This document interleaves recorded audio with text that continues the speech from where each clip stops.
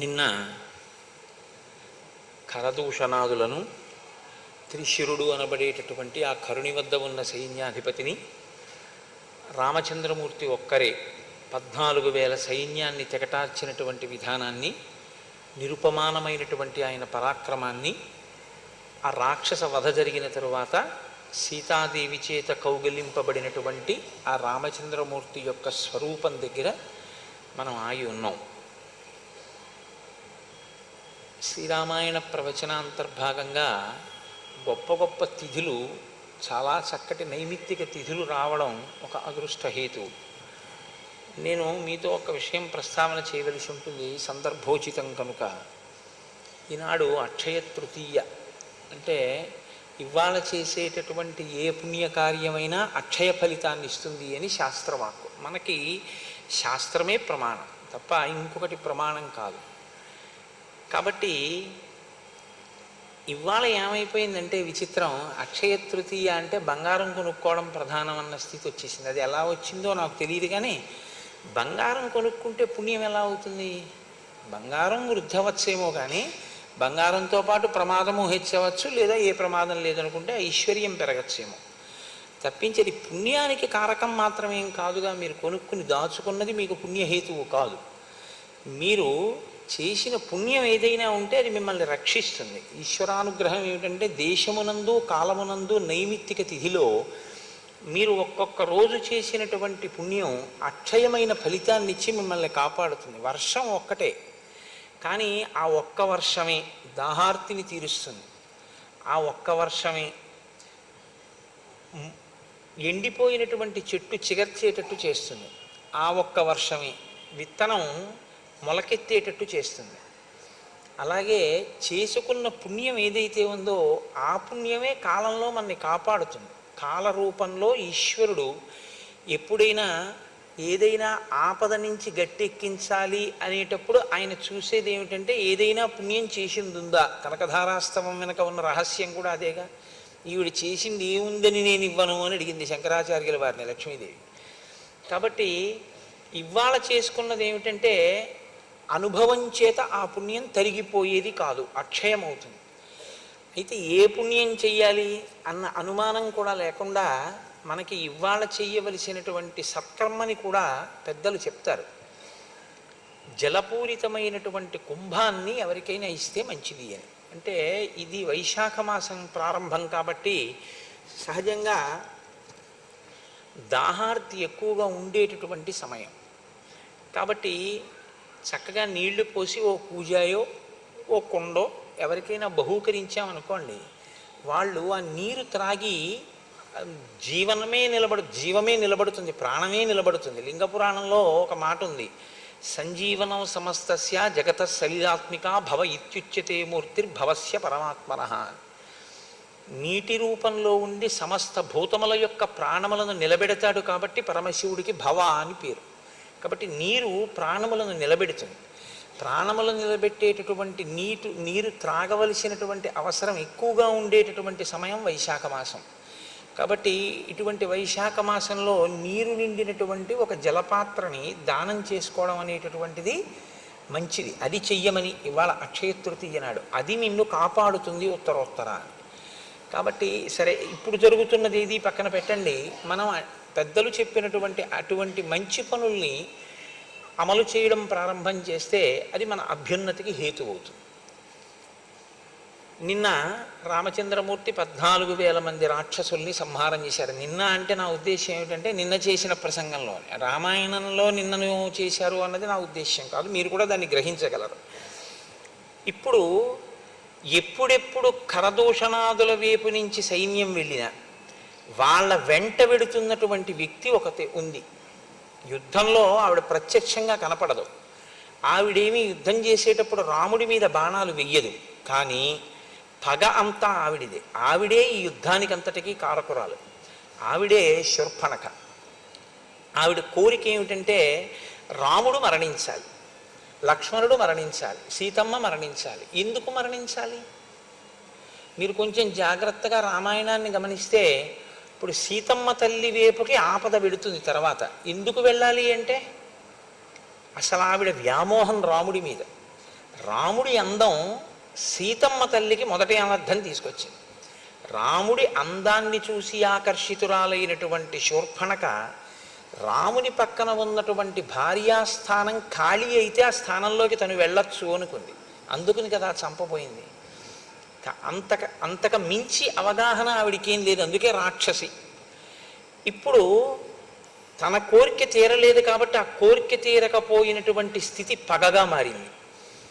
ఈ పగగా మారకుండా దాన్ని అవతల వారిలో ఉన్నటువంటి ధార్మిక ప్రవృత్తిని అభినందించగలిగినటువంటి మనస్తత్వాన్ని ఆవిడ తనలో తాను వృద్ధి చేసుకోలేకపోయింది. మీకు ఎక్కడైనా రాక్షసత్వం ఉంది అంటే ఒకటి జ్ఞాపకం పెట్టుకోండి. ఎందుకుంటుంది రాక్షసత్వం అంటే దానికి విరుగుణ్ణి ఆయన పోషించుకోలేదు.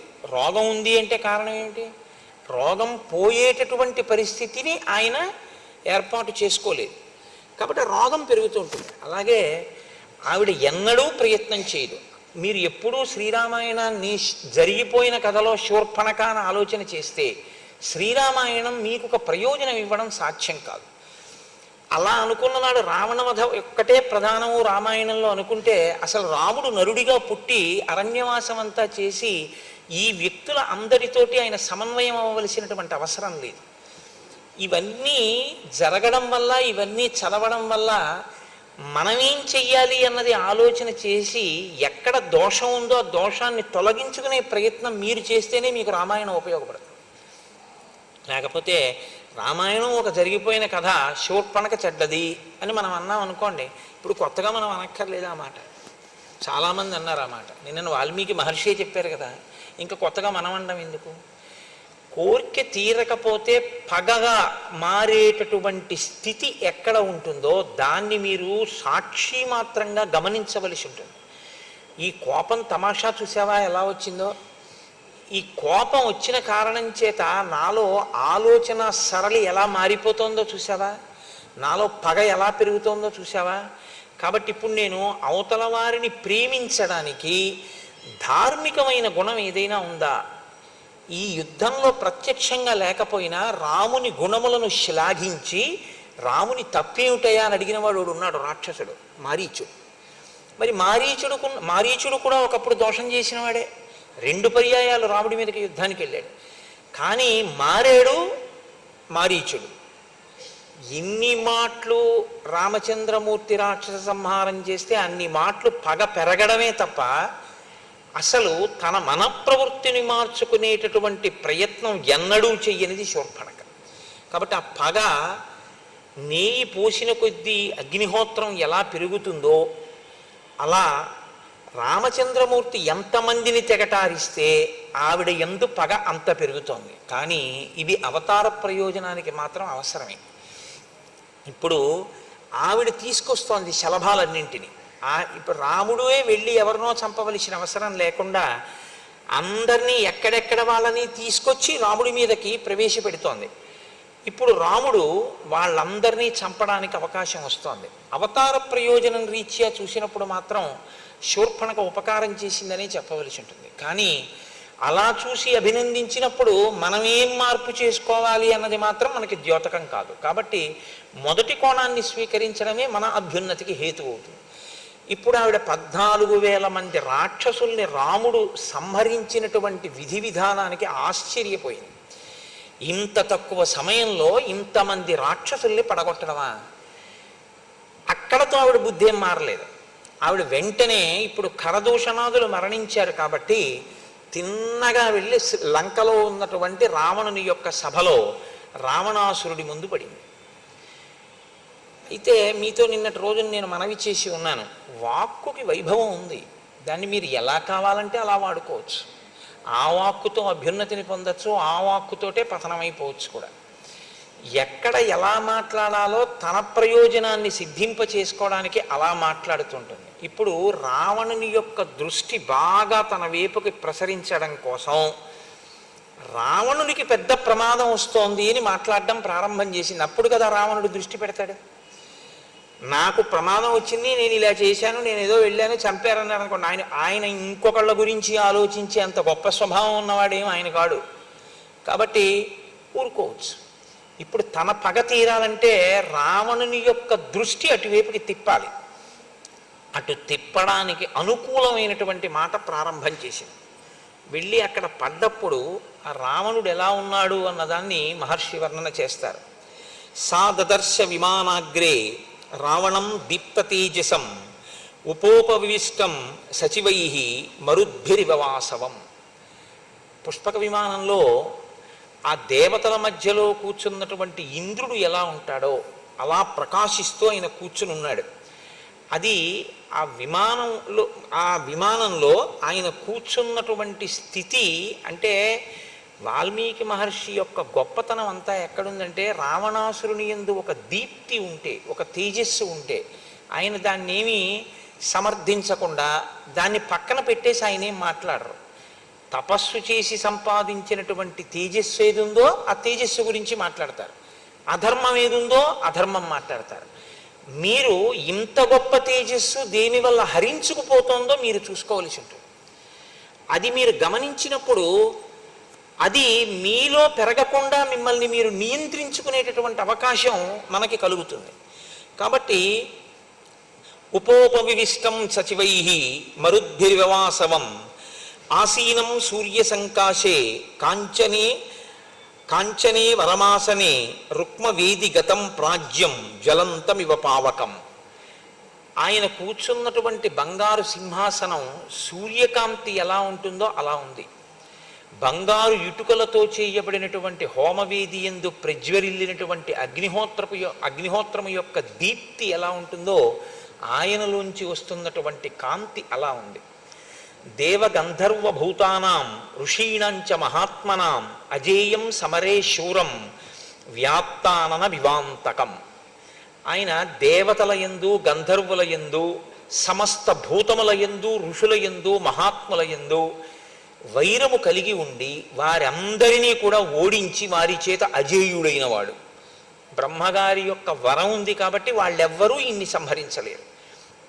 అజేయం సమరే శూరం, ఏ యుద్ధమునందు వారి చేత ఓడింపబడనటువంటి పరాక్రమం ఉన్నవాడు. వ్యాప్తాన వివాంతకం, ఆయన వ్యాప్తానన వివాంతకం, నోరు తెరిచినటువంటి మృత్యుదేవత ఎలా ఉంటుందో అలా ఉన్నాడు. తేజస్సు ఎంత గొప్పదైనా కావచ్చు, కానీ ఆ తేజస్సు ఎందుకు పనికొచ్చిందంటే ఒక మృత్యుదేవత యొక్క తేజస్సు ఎలా ఉంటుందో, నోరు తెరిచినటువంటి మృత్యుదేవత ఏం చేస్తుంది? కబళించేస్తుంది, తినేస్తుంది.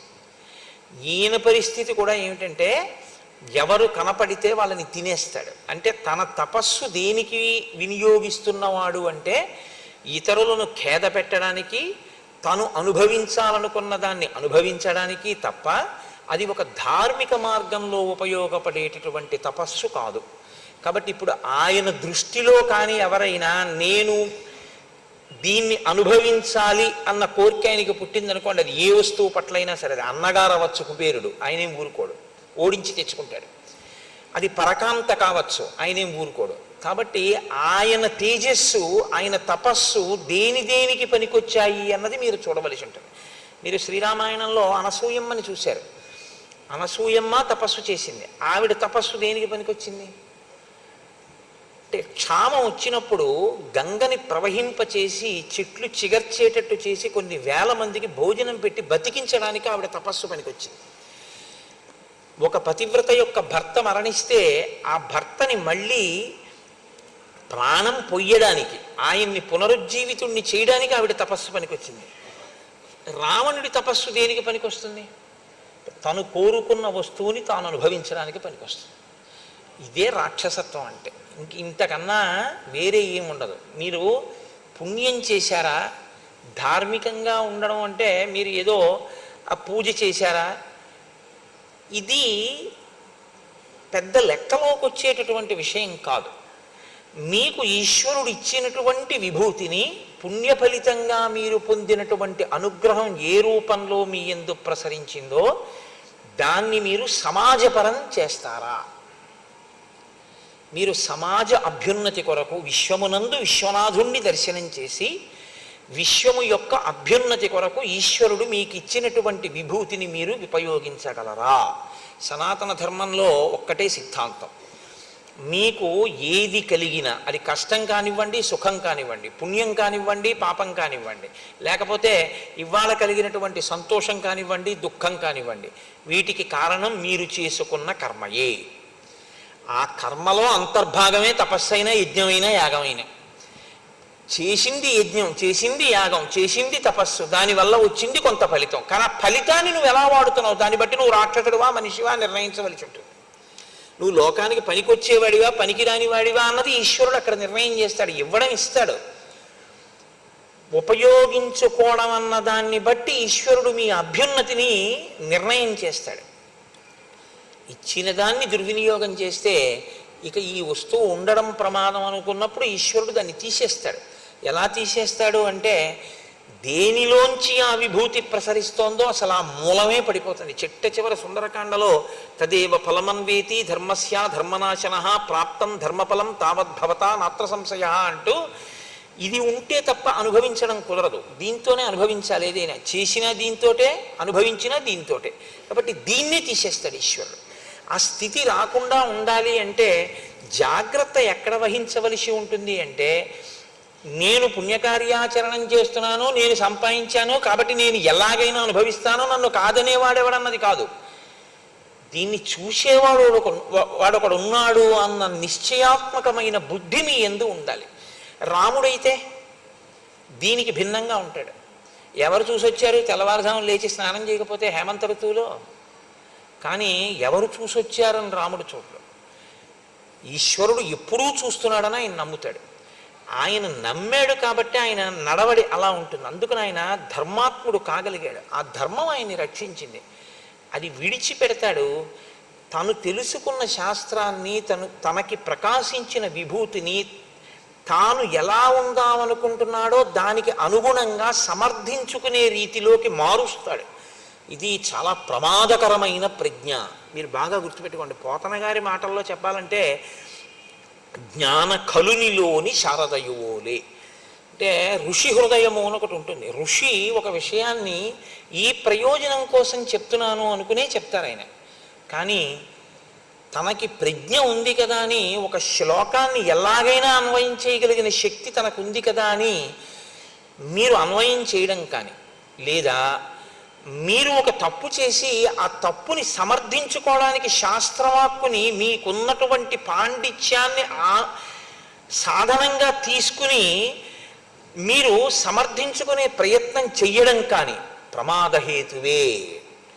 అప్పటికి బాగున్నట్టు ఉంటుందేమో కానీ అది మాత్రం మీకు అభ్యున్నతి హేతువు కాదు. రావణుడి జీవితం అంతా అంతే. ఆయన చదువుకోలేదని మీరు అనుకోకూడదు. ఆయన చదువుకున్నవాడే, ఆయన తపస్సు చేసినవాడే. కానీ ఆయన చదువుకున్న శాస్త్రం ఆయనకి ఎందుకు పనికి వస్తుందంటే తను చేసిన తప్పుని శాస్త్రం సమర్థిస్తోందన్నట్లుగా మాట్లాడే ప్రయత్నం చేస్తూ ఉంటాడు. ఇదే ఆయన కొంప ముంచేసింది ఆఖరికి. రాముడైతే అలా కాదు. శాస్త్రం ఏం చెప్పిందో అది నేను చెప్తున్నానని చెప్తాడు అంతే. శాస్త్రానికి రాముడు కట్టుబడతాడు, వేదానికి రాముడు కట్టుబడతాడు. వేదాన్ని తనకు అనుగుణంగా, శాస్త్రాన్ని తనకు అనుగుణంగా మార్చి మాట్లాడి తన ప్రయోజనాన్ని సిద్ధింపజేసుకునే ప్రయత్నం రావణుడు చేస్తాడు. వేదం ఏం చేయగలదు మన్ని అన్న తృణీకార భావం అసలు ఆ ప్రవర్తనలో ఉంది. ఏం చెయ్యగలదో రాముడి రూపంలో వచ్చి చేసి చూపించింది. ఎందుకు చేసి చూపించింది అని అనవలసి ఉంటుందంటే వేదము ఒకటి, ఈశ్వరుడు ఒకటి కాదు. మీరు ఎప్పుడూ ఈ విషయాన్ని బాగా జ్ఞాపకం పెట్టుకోవాలి. వేదము వేరండి, ఈశ్వరుడు వేరండి అని మీరు అనకూడదు. ఎందుకంటే ఈశ్వరుని యొక్క ఊపిరియే వేదం. ఈశ్వరుని యొక్క ఊపిరి వేదము అని నేను అన్నప్పుడు నేను ముందా నా ఊపిరి ముందా? భవతి అని సంస్కృతంలో ఒక మాట, అంటే ఉన్నాడు. ఉన్నాడు అన్న మాట ఎప్పుడు వాడతారు? ఆయన ఊపిరి తీస్తే.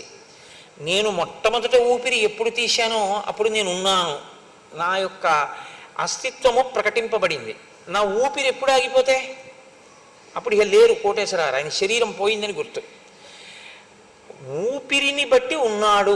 ఇప్పుడు ఊపిరికి ఆయనకి ఏమైనా భేదం ఉందా? ఊపిరే ఆయన, ఆయనే ఊపిరి. ఆయన భవతి అనబడాలి అంటే ఆయన ఊపిరే హేతు అయి ఉంటుంది. యావత్ పవనో నివసతి దేహే తావత్ పృచ్చతి కుశలంగేహే గతవతి వాయో దేహాపాయే. అయినప్పుడు ఈశ్వరుడు, ఈశ్వరుని యొక్క ఊపిరి ఎలా తేడా అవుతుంది? కాదు. వేదము అంటే, వేదాన్ని నమ్మడము అంటే ఈశ్వరుణ్ణి నమ్మడమే. వేదాన్ని గౌరవించడము అంటే ఈశ్వరుణ్ణి గౌరవించడమే. శంకర భగవత్పాదులకి వేదం అంటే అంత గౌరవము అంటే వేదాన్ని గౌరవించినప్పుడు ఒకటి, ఈశ్వరుణ్ణి గౌరవించినప్పుడు ఒకటి అని మీరు అర్థం చేసుకోకూడదు. వేదమే ఈశ్వరుడు. కాబట్టి ఇప్పుడు వేదాన్ని మీరు దుర్వినియోగం చేసే ప్రయత్నం చేస్తే, మీకు అనుకూలంగా మీరు సమర్థించుకునే ప్రయత్నం చేస్తే, వేదం చెప్పిన విషయాన్ని మీరు చేస్తున్న పనులను సమర్థించడానికి మీ పాండిత్యాన్ని వాడితే ఈశ్వరుడి పట్ల దోషం కిందే అది లెక్కలోకి వస్తుంది. కాబట్టి ఇప్పుడు మీ శత్రుత్వం ఎవరితో వెళ్ళి పడుతుంది? ఈశ్వరుడితోటే పడుతుంది. అందుకే శాస్త్ర ప్రమాణమునకు, వేద ప్రమాణమునకు కట్టుబడి ఉండాలి. అందుకే శంకర భగవత్పాదులు అవతార పరిసమాప్తి యందు వేదో నిత్యమధీయతాం తదుదితం కర్మ స్వనుష్ఠీయతాం అంటూ దుస్తర్కాస్తు విరమ్యతాం అంటారు. దుస్తర్కము చేయవద్దు. నీకున్న వాక్కు ఏదుందో దాని శృతి ప్రమాణమును నిలబెట్టడానికి ఉపయోగించండి తప్ప నీ పాండిత్యం, నీ తెలివితేటలు వక్రంగా వాడవద్దు. వక్రంగా అంటే నీ హృదయానికి అనుగుణంగా వేదాన్ని చెప్పద్దు. వేదం యొక్క హృదయానికి అనుగుణంగా వేదాన్ని చెప్పు, అనుష్ఠించు. ఇక్కడే తేడా వస్తుంది ఆయనకి. కాబట్టి ఇప్పుడు దేవగంధర్వభూతానాం ఋషీణంచ మహాత్మనాం అజేయం సమరే శూరం వ్యాప్తానన వివాంతకం. ఈయన స్నిగ్ధ వైడూర్య సంకాశం తప్త కాంచన కుండలం సుభుజం శుక్లదశనం మహాస్యం పర్వతోపమం. మహర్షి ఆయన యొక్క భౌతికమైన ఆకృతి వైభవాన్ని వర్ణన చేస్తున్నారు. స్నిగ్ధ వైడూర్య సంకాశం, వైఢూర్య మాణిక్యం ఎలా ఉంటుందో అటువంటి నల్లటి కాంతి కలిగిన వాడు. తప్త కాంచన కుండలం, చెవులకు పెట్టుకున్నటువంటి కుండలములు బాగా కాల్చినటువంటి బంగారముతో చేయబడినవి ధరించి ఉన్నాడు. సుభుజం, మంచి గుండ్రంగా ఉన్నటువంటి భుజములు కలిగిన వాడు. శుక్లదశనం, తెల్లని పళ్ళున్నవాడు. మహాస్యం, పెద్ద ముఖమున్నవాడు. పర్వతోపమం, ఒక పర్వతం వచ్చి కూర్చుంటే ఎలా ఉంటుందో అంత గంభీరమైన ఆకృతి కలిగినటువంటి వాడు. విష్ణు చక్ర నిపాతైశ్చ శతసో దేవసంయుగే అన్యై శస్త్ర ప్రహారైశ్చ మహాయుద్ధేషు తాడితం. ఆయన శరీరం మీద, ఆ భుజముల మీద, చేతుల మీద విష్ణు చక్రము చేత కొట్టబడినటువంటి దెబ్బలున్నాయి. ఇది బాహ్యంలో ఆయన అంత గొప్ప గొప్ప యుద్ధాలు చేశాడు. విష్ణు చక్రం ఆయన ఏం చేయగలిగింది అంటే, ఓసారి ఆయనకు వచ్చి తగిలితే ఓ గాయం అయింది తప్ప విష్ణు చక్రం ఆయన్ని పరిమార్చలేకపోయింది, చంపలేకపోయింది. అంతవరకు బాగానే ఉంటుంది, గొప్పతనంగా చెప్పడానికి బాగుంటుంది. కానీ విష్ణువు స్థితికారుడు. ఆయన ఎప్పుడూ ధర్మాన్ని నిలబెట్టేటటువంటి ప్రయత్నం చేస్తుంటాడు. ఆయనతో యుద్ధం వచ్చి ఆయన చేతిలోంచి చక్రాన్ని నీ మీద ప్రయోగించవలసి వచ్చిందంటే నువ్వు ఎంత దుర్మార్గుడు అయి ఉండాలి. ఇది ఋషి హృదయం. ఇది చూడమని తప్ప విష్ణు చక్రం పెట్టి కొడితే విష్ణు చక్రం దెబ్బలున్నాయండి, అంత పరాక్రమవంతుడండి అని మిమ్మల్ని చెప్పమని కాదు ఆయన ఉద్దేశ్యం. ఎప్పుడూ ధర్మాన్ని నిలబెట్టేటటువంటి ప్రయత్నం చేసేటటువంటి విష్ణువు చక్రం పెట్టి కొట్టవలసి వచ్చింది అంటే వీడు ఎంత అధర్మంలో ఉండేటటువంటి వాడు అన్నది మీరు అర్థం చేసుకోవాలి. పోను ఒక్క విష్ణువా, సమస్త దేవతల యొక్క ఆయుధముల దెబ్బలు ఆయన ఒంటి మీద ఉన్నాయి, అయినా చావలేదు. అంటే అంత పెద్ద తపస్సు చేశాడు. 10,000 సంవత్సరములు బ్రహ్మగారి గురించి తపస్సు చేశాడు. కాల్సన దేనికది? 10 తలకాయలు కోసుకున్నాడు. బ్రహ్మగారు ప్రత్యక్షమయ్యారు. నీ పాదముల యందు చిక్కు చెదరని భక్తి ప్రపత్తులు కావాలని ఒక్క మాట అని ఉండి ఉంటే రావణుడు ఏ స్థితిని పొంది ఉండేవాడు. కానీ అలా అనలేకపోయాడు. ఈ దెబ్బలన్నీ ఎందుకు వచ్చాయంటే ఆ తపస్సు వలన నేను అజేయుడననేటటువంటి అహంకారంలోంచి పుట్టుకొచ్చాయి. కాబట్టి ఇప్పుడు ఆయన తపస్సు, ఆయన తేజస్సు ధర్మాన్ని రక్షించడానికి పనికొచ్చింది కాదు. ఆయన ఏం చేస్తూ ఉంటాడు? ఆహతాంగం సమస్తైశ్చ దేవ ప్రహరణైస్తథా అక్షోభ్యానాం సముద్రాణం క్షోభణం క్షిప్రకారిణం. ఎప్పుడూ కూడా దేవతలతో యుద్ధం చేస్తూ సముద్రములను కూడా క్షోభింపచేస్తూ ఆయన ఉంటాడు. క్షేప్తారం పర్వతేంద్రాణం సురాణంచ ప్రమర్దనం. పెద్ద పెద్ద పర్వతాల్ని కూడా గాలిలోకి బంతులు విసిరినట్టు విసరగలడు. అంటే అంతటి భుజపరాక్రమము, అంతటి బలం ఉన్నవాడు. సురాణాంచ ప్రమర్దనం, ఎప్పుడూ కూడా దేవతల్ని ఇబ్బంది పెట్టి దేవతల్ని మర్దిస్తూ ఉంటాడు. ఉచ్చేత్తారంచ ధర్మాణం, ధర్మము ఎక్కడుందో అక్కడ దాన్ని ధ్వంసం చేసే ప్రయత్నం చేస్తాడు, ధర్మమునకు హాని కల్పిస్తాడు. పరదారాభిమర్శనం, ఇతరుల యొక్క భార్యలను తన భార్యగా చేసుకుని అనుభవించాలనేటటువంటి మిక్కుటమైన కోరిక కలిగిన వాడు. ఇంతకన్నా దారుణమైనటువంటి లక్షణం ఇంకొకటి ఉండక్కర్లేదు. కాబట్టి ఇటువంటి వాడు. ఈయన దేవతల్ని ఎంతగా మర్దించాడంటే ఉత్తరాఖండలో రావణాసురుడి గురించి ఒక విషయం చెప్తుంటారు. ఆయన ఒకప్పుడు మరుత్తనబడేటటువంటి రాజు యజ్ఞం చేస్తుంటే అక్కడికి వెళ్ళాడు. వెడితే అక్కడే ఇంద్రుడు, వరుణుడు, కుబేరుడు, యముడు మొదలైనటువంటి దేవతలు ఉన్నారు. రావణాసురుణ్ణి చూడగానే అక్కడ ఉంటే ఎక్కడ మర్దిస్తాడో అన్న భయం చేత వాళ్ళు జంతువులను ఆశ్రయించి వాటిలో వెళ్ళిపోయారు. ఇంద్రుడు ఒక నెమలిలోకి ప్రవేశించాడు, వరుణుడు ఒక హంసలోకి వెళ్ళిపోయాడు, కుబేరుడు ఒక తొండలోకి వెళ్ళిపోయాడు, యముడు ఒక కాకిలోకి వెళ్ళిపోయాడు. ఆ తర్వాత వచ్చాడు, ఆ మరుచుతో యుద్ధం చేశాడు, వెళ్ళిపోయాడు. ఆ గొడవ అయిపోయింది. అయిపోయిన తర్వాత వీళ్ళు నలుగురు బయటకు వచ్చారు. సమయానికి రావణుడి కంట పడకుండా మీ శరీరంలో మేము దాక్కునే అవకాశం ఇచ్చారు కాబట్టి మీకు వరాలు ఇస్తున్నామని అప్పుడు ఈ 4 ప్రాణులకు వాళ్ళు వరాలు ఇచ్చారు. ఇంద్రుడు నెమలికి అప్పుడే ఇచ్చాడు వరం, నాకు ఉన్న 1000 కన్నులు నీ యొక్క పింఛంలో నెమలి కన్ను అని కన్నులుగా కనపడతాయి, అందంగా పింఛం అలా ఉంటుంది. వరుణుడు హంసకి వరం ఇచ్చాడు. వరుణుడు జలాధిదేవత కనుక నీవెప్పుడు నా నీటి మీద తేలుతుంటావు, చంద్రప్రకాశం ఎలా ఉంటుందో అటువంటి కాంతి కలిగినటువంటి స్థితిలో నువ్వు ఉంటావు. కుబేరుడు తొండక వరం ఇచ్చాడు, నీ తల పెద్దదిగా ఉండి ఆహారమును నిల్వ చేసుకోగలిగిన స్థితిని పొంది బంగారు రంగులో ఉంటావని. యముడు కాకికి వరం ఇచ్చాడు, నువ్వు దీర్ఘాయుష్మంతురాలి అవుతావు, ఏ రోగము నిన్ను బాధించదు, బలవన్మరణం తప్ప నీ అంతా నువ్వు చచ్చిపోవడం అన్నది ఎక్కడా ఉండదు నీకు. సరికదా, నేను నా చేత నువ్వు అనుగ్రహింపబడ్డావు కనుక నువ్వు తింటే పితృదేవతలు సంతోషిస్తారు. కాబట్టి నువ్వు తినాలని పితృకార్యం చేసినప్పుడు కోరుకుంటారు జనం అని కాకికి యమధర్మరాజు గారు వరం ఇచ్చాడు. ఈ 4 ప్రాణులు వరం పొందేటట్టుగా దేవతలంతటి వారు కనపడ్డ దాంట్లో కనపడ్డట్టు దూరిపోయేటట్టుగా మర్దించగలిగాడంటే రావణుడంటే దేవతలు కూడా ఎంత భయపడ్డారో, ఆయన ఎంత ఉద్ధతితో ప్రవర్తించినటువంటి వాడో ఇంకా ఇంతకన్నా సాక్ష్యం ఉండదు. కానీ ఇది ఉత్తరాఖండలో చెప్పబడిన అంశం. కానీ ఈ శ్లోకానికి ఒకసారి అన్వయం చెయ్యొచ్చు అని నేను అన్వయం చేసి మీకు ఆ ఘట్టాన్ని చెప్పానంతే. కాబట్టి ఉచ్చేత్తారంచ ధర్మాణం పరదారాభిమర్శనం సర్వ దివ్యాస్త్రయోక్తారం యజ్ఞ విఘ్నకరం సదా పురీం భోగవతీం ప్రాప్య పరాజిత్యచ వాసుకిం. ఈయన పాతాళలోకానికి వెళ్ళి ఒకానొకప్పుడు వాసుకిని ఓడించాడు. ఎందుకు ఓడించడం అంటే మీకు రామాయణంలో 2 పాత్రలు కనపడతాయి, ఒకడు వాలి, ఒకడు రావణుడు. వీళ్ళిద్దరికీ పని ఏమిటంటే ఇద్దరూ కూడా ప్రతిరోజు ఇవాళ మనం ఎవరి మీదకి యుద్ధానికి వెళ్ళాలని అడుగుతూ ఉంటారు. వెళ్ళి అవతల వాడిని ఓడించడం, ఓడిపోతే సంధి చేసుకోవడం, ఇంకా సిగ్గు లేకుండా ప్రవర్తిస్తే ఏ పెద్ద ఆయన వచ్చి వీళ్ళని రక్షిస్తూ ఉండడం, మళ్ళీ ఇంటికి రావడం, మళ్ళీ అంతే డాంబికంగా తిరుగుతూ ఉండడం తప్ప మార్పన్నది లేకుండా ఇలా తిరిగేటటువంటి లక్షణం ఉన్న 2 పాత్రలు రామాయణంలో, ఒకటి రావణుడు, 2 వాలి. అందుకే వాళ్ళిద్దరి మధ్య అంత గొప్ప సంధి కూడా ఉంది. కాబట్టి పురీం భోగవతీం ప్రాప్య పరాజిత్య చ వాసుకిం తక్షకస్య ప్రియాం భార్యాం పరాజిత్య జగహారయ. ఈయన తక్షకుని ఓడించి ఆయనకి ప్రియమైన భార్యని అపహరించి తెచ్చుకున్నాడు.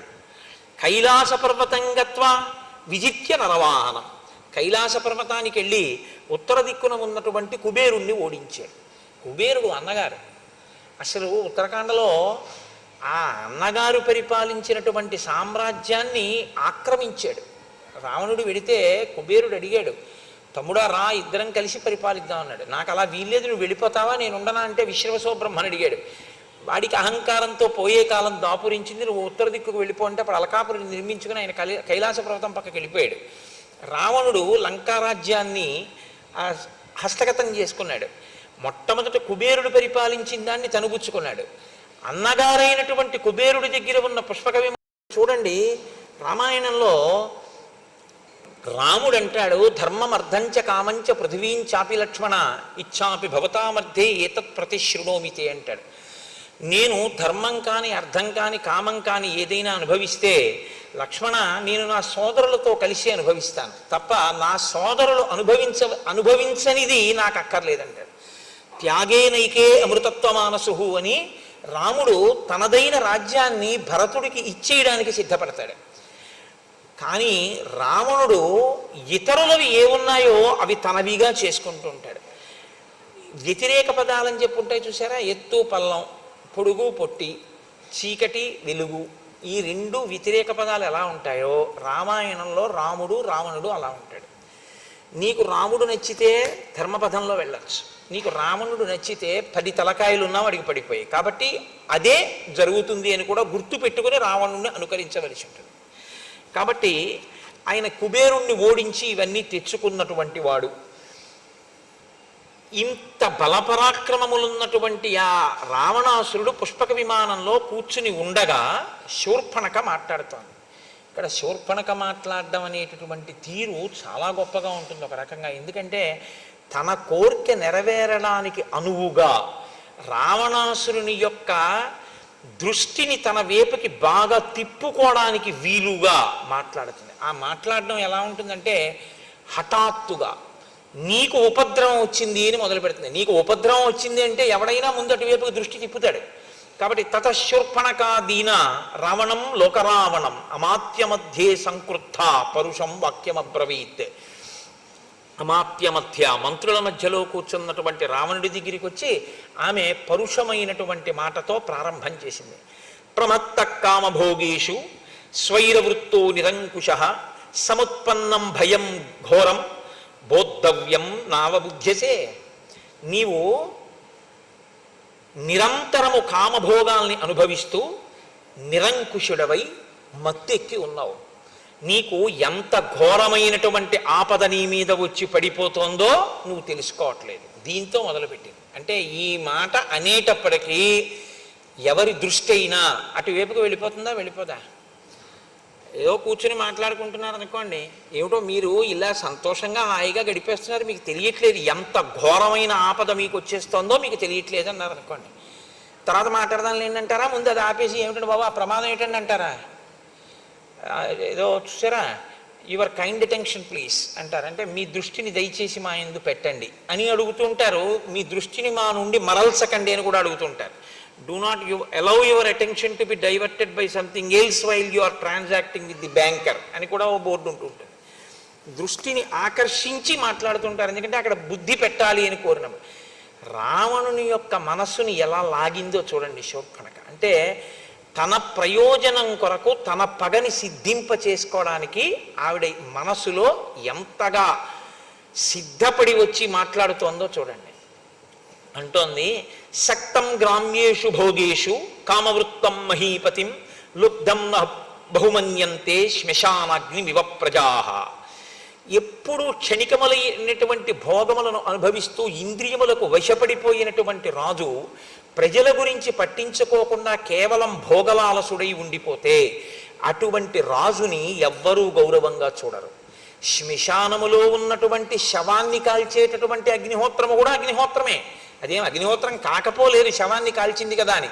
కానీ శవాన్ని కాలుస్తున్నటువంటి అగ్నిహోత్రం పవిత్రంగా మనం చూడడం కుదరదు కదా.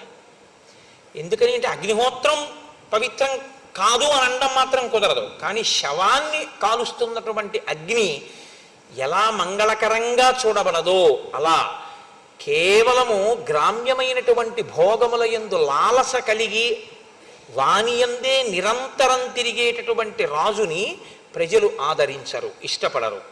స్వయం కార్యాణీయ కాలే నానుతిష్టతి పార్థివ సతువై సహ రాజ్యేన తైశ్చ కార్యైర్వినశ్యతి.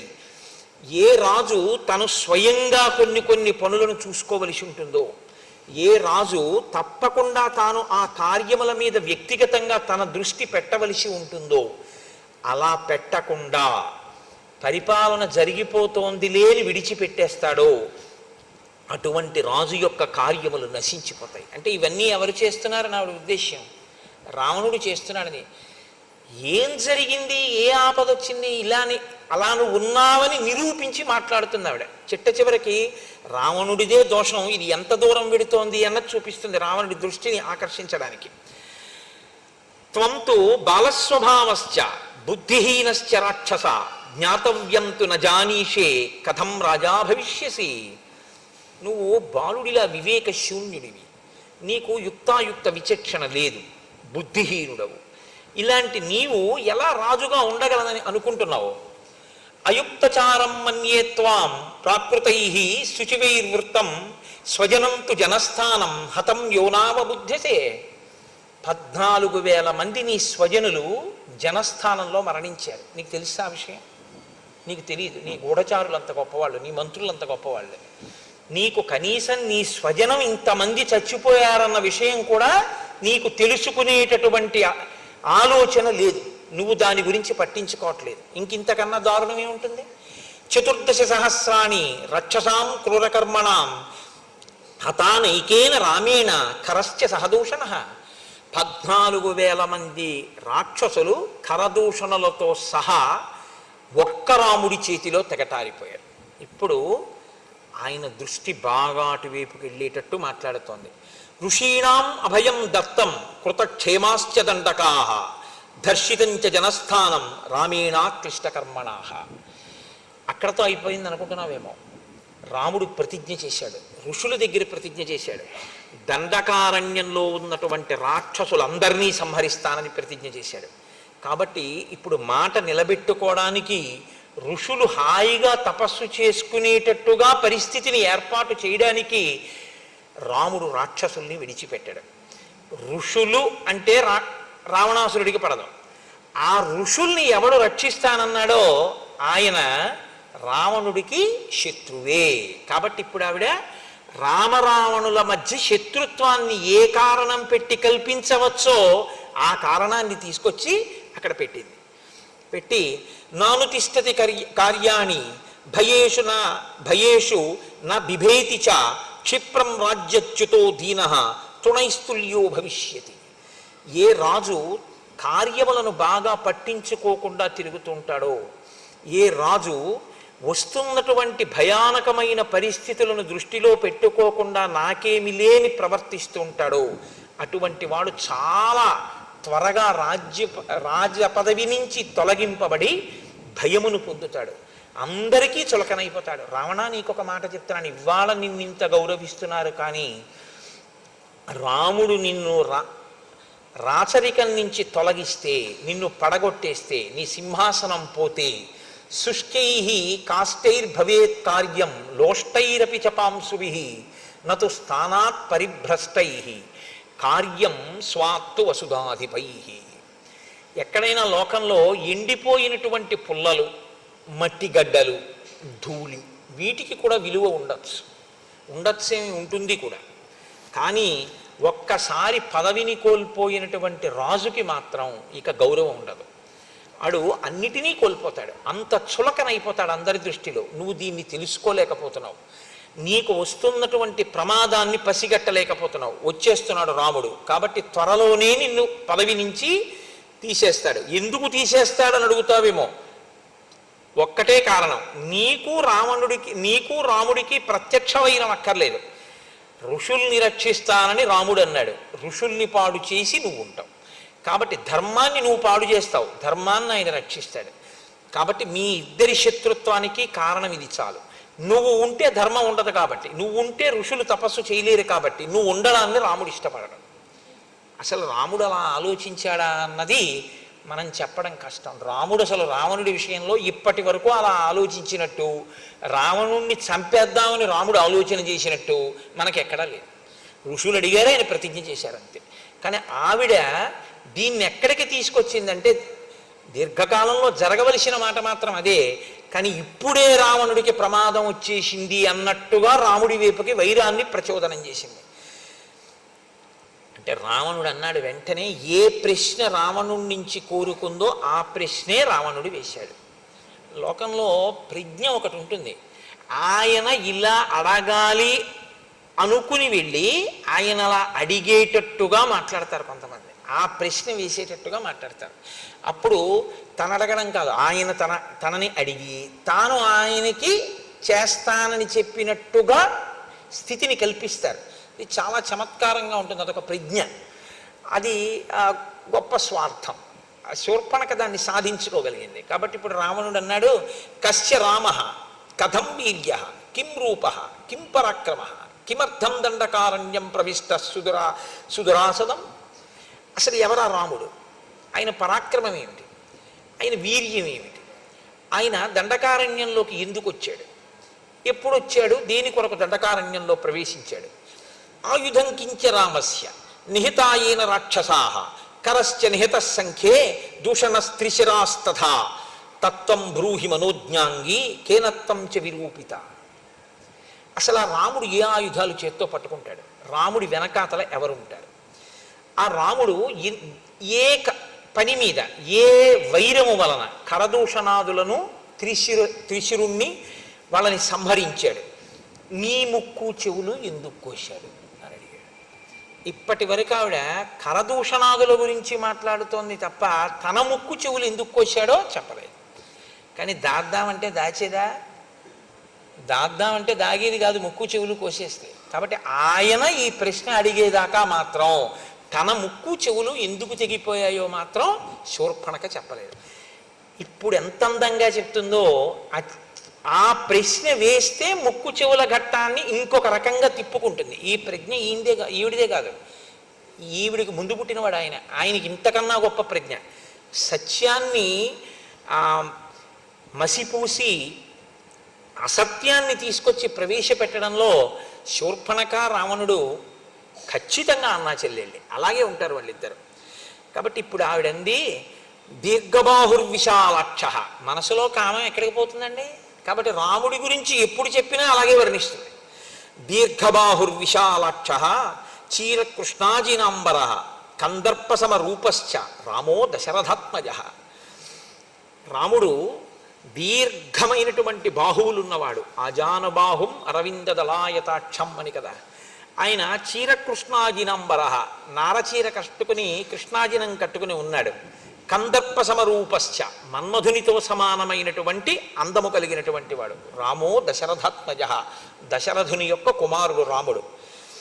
శక్రచాప నిభం చాపం వికృష్య కనకాంగదం దీప్తాన్ క్షిపతి నారాచాన్ సర్పానివ మహావిషాన్. ఆయన ఇంద్రుడి యొక్క ధనస్సు ఎలా ఉంటుందో అటువంటి ధనస్సుని చేత్తో పట్టుకుంటాడు. విషసర్పములతో సమానమైనటువంటి నారాచ బాణములను వింటినారికి తగల్చి ప్రయోగిస్తూ ఉంటాడు. నాదదానం శరాన్ ఘోరాన్ నముంచంతం శిలీముఖాన్ న కార్ముకం నికర్షంతం రామం పశ్యామి సంయుగే. ఈ మాటే రావణుడికి బాగా తలకెక్కి రాముడు లేని సమయంలో సీతాపహరణం చెయ్యాలి అనే నిర్ణయానికి కారణమైంది. ఆవిడంది 14,000 మందిని చాలా తక్కువ కాలంలో రాముడు సంహరించాడు. కానీ సంహరించడం అనేటటువంటిది చచ్చిపోయిన వాళ్ళ వల్ల తెలిసింది తప్ప అసలు రాముడు 14,000 మంది వెళ్తే చచ్చిపోవడానికి వెళ్ళి లైన్లో నిల్చున్న వాళ్ళు కాదు. వాళ్ళు యుద్ధానికి వెళ్ళిన వాళ్ళు. కాబట్టి వాళ్ళు ప్రయోగించారు బాణాలు, అస్త్రాలు, శస్త్రాలు, ఆయుధాలు అన్నీ వేశారు. ఇన్నిటిని వేసినప్పుడు ఇన్నిటినీ ఎప్పుడు నిగ్రహించాడో, నిగ్రహిస్తూ ఇంతమందిని ఎప్పుడు చంపాడో, చంపడానికి బాణం ఎప్పుడు తీశాడో, తీసిన బాణాన్ని ధనస్సుకు ఉన్నటువంటి వింటినారికి ఎప్పుడు తొడిగాడో, తొడిగిన దాన్ని వెనక్కి ఎప్పుడు లాగాడో, లాగిన దాన్ని ఎప్పుడు వదిలాడో, వదిలినప్పుడు గురి ఎవరి వంక చూశాడో, ఎప్పుడు వెళ్ళి ఆ బాణం పడిందో నాకు కనపడలేదు. వడగళ్ళవాన పడితే ఏ విధంగా అయితే పైరు పంటలన్నీ ధ్వంసమైపోతాయో అలా ఆయన ధనస్సులోంచి బాణములు పైకి రావడం అన్నది, ఆయన బాణం తీయడం అన్నది, సంధించడం అన్నది అసలు కనపడదు. అంత వేగం అన్నమాట. అసలు ఆ బాణాలు తీస్తున్నాడా అన్నది కూడా కనపడదు, సంధిస్తున్నాడా కనపడదు. ఇది ఎలా ఉంటుందంటే, ఒక ఉదాహరణ చెప్పాలంటే, ఆగిపోతే లెక్క పెట్టగలిగిన ఫ్యాన్ రెక్కలు 5th గేర్లో ఉంటే లెక్క పెట్టలేని ఫ్యాన్ రెక్కలులా ఉంటుందన్నమాట. అంత వేగం. అది చాలా హీనోపమానమేమో, అంతకన్నా ఇంకా నేను ప్రవేశపెట్టడానికి అవకాశం లేక చెప్తున్నాను, ప్రత్యక్షంగా వెంటనే మనసుకు ఎక్కడానికి. అంత వేగంగా ఉంటుంది. రామబాణముల యొక్క వేగాన్ని దేనివల్ల చూడవలసి ఉంటుందంటే ఫలితాన్ని బట్టి చూడవలసి ఉంటుంది. ఇంతమంది చచ్చిపోయారు కాబట్టి బాణాలు వేశాడు అనుకోవాలి తప్ప బాణాలు వేయడం చూడడం మాత్రం కుదరదు. ఎందుకంటే ఆ వేగం అలా ఉంటుంది, అంత వేగంగా వేస్తాడు ఆ బాణాలని. ఇప్పుడు రావణుడికి ఈ మాట విన్నాకే భయం వేసింది. మనం మాత్రం వెళ్ళి ఎదురుగుండా ఎలా నిలబడతాం అనుకున్నాడు. అనుకుని రాముడు లేని సమయంలో సీతాపహరణం చెయ్యాలన్న నిశ్చయం చేసుకోవడానికి కారణం కూడా శూర్పణఖ యొక్క మాటలే. అంటూ ఆవిడంది, ఋషీణామభయం దత్తం కృతక్షేమాశ్చ దండకాహ. ఋషులకందరికీ కూడా అభయం ఇచ్చాడు దండకారణ్యంలో. రాక్షసులందరినీ ఇలాగే చంపేస్తానన్నాడు. ఆయనతో ఎవరుంటారని కదా నువ్వు అడిగావు. భ్రాతాచాస్య మహాతేజ గుణవాన్ తుల్య విక్రమ అనురక్తశ్చ భక్తశ్చ లక్ష్మణో నామవీర్యవాన్ అమర్షీ దుర్జయో జేత విక్రాంతో బుద్ధిమాన్ బలి రామస్య దక్షిణో బాహు నిత్యం ప్రాణో బహిశ్చర. ఆయన తమ్ముడు లక్ష్మణుడు ఉన్నాడు. అపారమైనటువంటి గుణసంపత్తి కలిగినటువంటి వాడు, అన్నగారంటే భక్తి కలిగినటువంటి వాడు, లక్ష్మణుడిని పేరు కలిగినటువంటి వాడు, విపరీతమైన కోపం ఉన్నవాడు.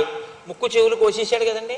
అందుకని ఒకరిని జయించడమే తప్ప తాను జయింపబడడం అన్నది తెలియనటువంటి వాడు, గొప్ప పరాక్రమం ఉన్నవాడు, చాలా బుద్ధిబలం ఉన్నవాడు, రామచంద్రమూర్తి యొక్క కుడిభుజం వంటి వాడు, బయట తిరిగేటటువంటి రాముని యొక్క ప్రాణము వంటివాడు లక్ష్మణుడు అన్నవాడు ఒకడు ఉన్నాడు. రాముడు ఎంతటివాడో ఇంచుమించు అంతటివాడు. ఇప్పుడు ఆయన భయానికి ఇదొక కారణం. కానీ ఆవిడ పగ ఎటు తిరిగిందో చూడండి. రాముడు తనని భార్యగా అంగీకరించకపోవడానికి కారణం సీతమ్మ ఉండడమే. ఇప్పుడు సీతమ్మ యందు అనురక్తి రావణునికి కలగాలి. ఆ సీతమ్మని అపహరించాలి. అపహరించి రావణుడు తీసుకొస్తే సీతమ్మ బాధపడాలి. రాముడు రక్షించలేని స్థితి కల్పించాలంటే రాముడు దూరంగా ఉండగా సీతాపహరణం జరగాలి. రాముడు దూరంగా ఉండగా సీతాపహరణం జరగాలంటే రాముడి ముందు మనం నిలబడి లేనిపోని ఇబ్బంది తెచ్చుకోవడం ఎందుకన్న భావన రావణుని ఎందుకు కలగాలి. సీతమ్మని అపహరించి తెచ్చేయాలి. భార్య లేక రాముడు ఏడవాలి. ఆ భార్య రామభార్య అయ్యుండి కూడా రావణుడు చేసేటటువంటి ఉద్ధతితో కూడినటువంటి క్రియల వలన ఆమె ఏడవాలి. తను ఆమె ఉండడం వల్ల రాముణ్ణి పొందలేకపోయింది కాబట్టి రాముని భార్య అయినందుకు రాముణ్ణి పొందలేక పరపురుషుడు ఆమెని పొందడానికి ప్రయత్నిస్తుంటే ఆవిడ ఏడవాలి. ఆవిడ ఏడుపు చూసి తాను ఆనందించాలి. అంటే ఆ పగకి ఇంకా హద్దు లేదు. ఇంగ్లీష్లో శాడిస్ట్ అని ఒక మాట వాడుతుంటారు. మీరు పగ అనేటటువంటి దాన్ని అదుపు చేయకపోతే అది ఎంత దూరమైనా వెళ్ళిపోతుంది. దానికి ఇంకా హద్దు ఆపు ఏముండదు, ఎక్కడికైనా వెడుతుంది.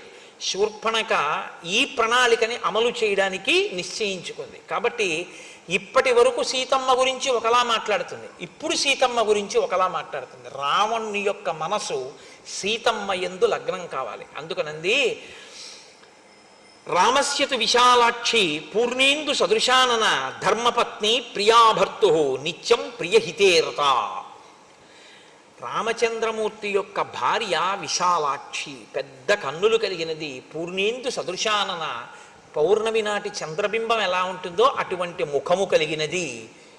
ఖచ్చితంగా పరుల భార్య యందు మనసు పెట్టుకునే అలవాటు ఉన్న రావణుడికి ఈ మాటలు చాలు.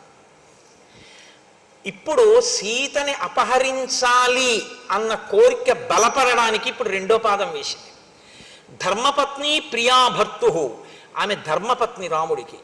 ఆవిడ పక్కన లేకపోతే రాముడు విలవిలలాడిపోతాడు. ఎందుచేతనంటే ఆమె అంటే రాముడికి అంత ప్రీతి. నిత్యం ప్రియహితేరత, ఆమె రాముణ్ణి కూడా అలా అనువర్తిస్తుంది. కాబట్టి ఇప్పుడు రెండు ప్రయోజనాలు రావణుడి దృష్టిలోకి ఎడతాయి. సీతని అపహరిస్తే నేను 10 మాటలు నా నోటితో అనడం కష్టం, ఆమె తనదవుతుందన్న కోరిక. 2, ఆమె లేక రాముడు చాలా క్షోభపడిపోతాడు. తను ఎదురుగుండా నిలబడి యుద్ధం చేసి బాధ పెట్టలేకపోయినా ఏకకాలమునందు అందగత్తె అయిన సీతని తాను తెచ్చుకోవడం, తనకి శత్రువైనటువంటి రామచంద్రమూర్తికి మనస్థిమితం లేకుండా చేసి ఆయన నీరసపడిపోయేటట్టుగా చెయ్యగలగడం. అంత ప్రియమైన భార్య కనపడకపోతే, ఆ భార్య రాక్షసుడి చేత అపహరింపబడితే ఆయనకి వెంటనే అశాంతి కలుగుతుంది కదండి. అశాంతి చేత ఏమవుతుంది? చెయ్యవలసినటువంటి ధర్మబద్ధమైన అనుష్ఠానము నశించిపోతుంది. అనుష్ఠానము నశిస్తే తేజస్సు నశిస్తుంది. తేజస్సు నశిస్తే తాను అవతలవాడిని పడగొట్టడానికి అవకాశం కలుగుతుంది. కాబట్టి ఇప్పుడు రావణుడి మనస్సులో తీసుకునేటటువంటి నిర్ణయం ఎటువంటిదై ఉండాలో అటువంటి నిర్ణయం రావణుడి నోటి వెంట పైకి వచ్చేటట్టు శూర్పణఖ వృత్తాంతాన్ని మార్చి అక్కడ ప్రకటిస్తోంది రావణుడి దగ్గర.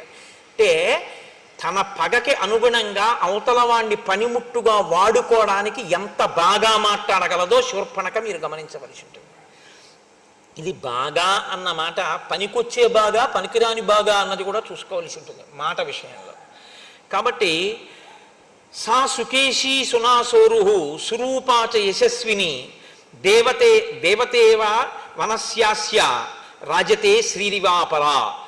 ఆమె చాలా అందగత్తె, చాలా విశేషమైనటువంటి నల్లని కురులు కలిగినటువంటిది, అందమైనటువంటి రూపమున్నది, కీర్తి కలిగినటువంటిది. ఆమె వనములో తిరుగుతుంటే వనదేవత అనిపిస్తుంది. సాక్షాత్ శ్రీ మహాలక్ష్మిలా ఉంటుంది. తప్త కాంచన వర్ణాభ, కాల్చిన బంగారు కాంతితో ఉంటుంది. తాం అగ్నివర్ణాం తపసా జ్వలంతీం వైరోచనీం కర్మ ఫలేషు జుష్టాం అన్నట్టు రక్తతుంగ నఖీశుభ, ఎర్రని ఎత్తు కలిగినటువంటి ఎత్తైన గోళ్లతో ఉంటుంది. సీతానామవరోహ వైదేహి తనుమధ్యమ, సన్నని నడుము కలిగినటువంటి విదేహరాజపుత్రి అయినటువంటి ఆమె పేరు, అందమైన ముఖమున్న ఆ తల్లి పేరు సీత. నైవ దేవీ నగంధర్వీ నయక్షీ నచకిన్నరీ నైవం రూపా మయా నారీ దృష్టపూర్వా మహీతలే. అటువంటి అందగత్తెని నేను ఇత పూర్వం గంధర్వులలో కానీ, యక్షులలో కానీ, కిన్నెరులలో కానీ, ఎక్కడ భూలోకంలో ఉన్నటువంటి నరకాంతలలో కానీ నేను చూసి ఎరగను.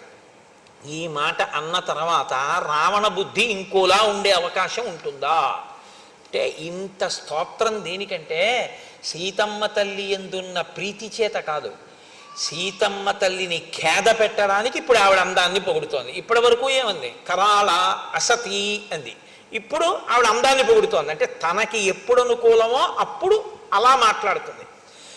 యస్య సీతా భవేద్ భార్య యంచ హృష్టా పరిష్వజేత్ అతి జీవేత్ స సర్వేషు లోకేష్యపి పురందరాత్.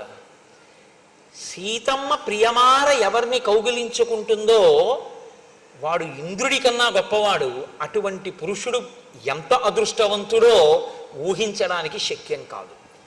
అంటే ఈయన మనస్సుని ఆవిడ వైపు ప్రవేశపెడుతోంది. సా సుశీల వపుశిలాఘ్య రూపేణ ప్రతిమాభువి తవానురూపా భార్యా స్యాత్ త్వంచ తస్యాస్తథాపతి. ఆమె చక్కని శీలవతి, సౌందర్యము కలిగినది, ఆమె రూపము సాటిలేనిది, నీకు భార్య కాదగినది, ఆమెకు నీవే భర్త కాదగిన వాడవు. ఇది ఇంతకన్నా అర్ధరహితమైన మాట ఇంకోటి ఉంటుందండి. ఆవిడ వివాహిత, ఆవిడికి భర్త ఉన్నాడు. ఆమెకి నీవే భర్త కాదగిన వాడివి అంటే అసలు నీ పక్కన కూర్చోవలసిన ఆవిడ్ని రామచంద్రమూర్తి తన పక్కన కూర్చోబెట్టుకుంటున్నాడు. ఇది అతని అసూయకి ఇంకొక కారణం. ఇప్పుడు ఇంకొంచెం ఆజ్యం పోసింది. వెళ్ళి ఓడించి తీసుకురాలేడు. ఆ చేతకానితనం కూడా, అంటే తొందరపడి రాముడి ముందుకు ఎడతాడేమో ఆవిడకు అనుమానం ఉంది. ఎందుకంటే 14,000 మంది చచ్చిపోవడం ఆవిడ చూసింది.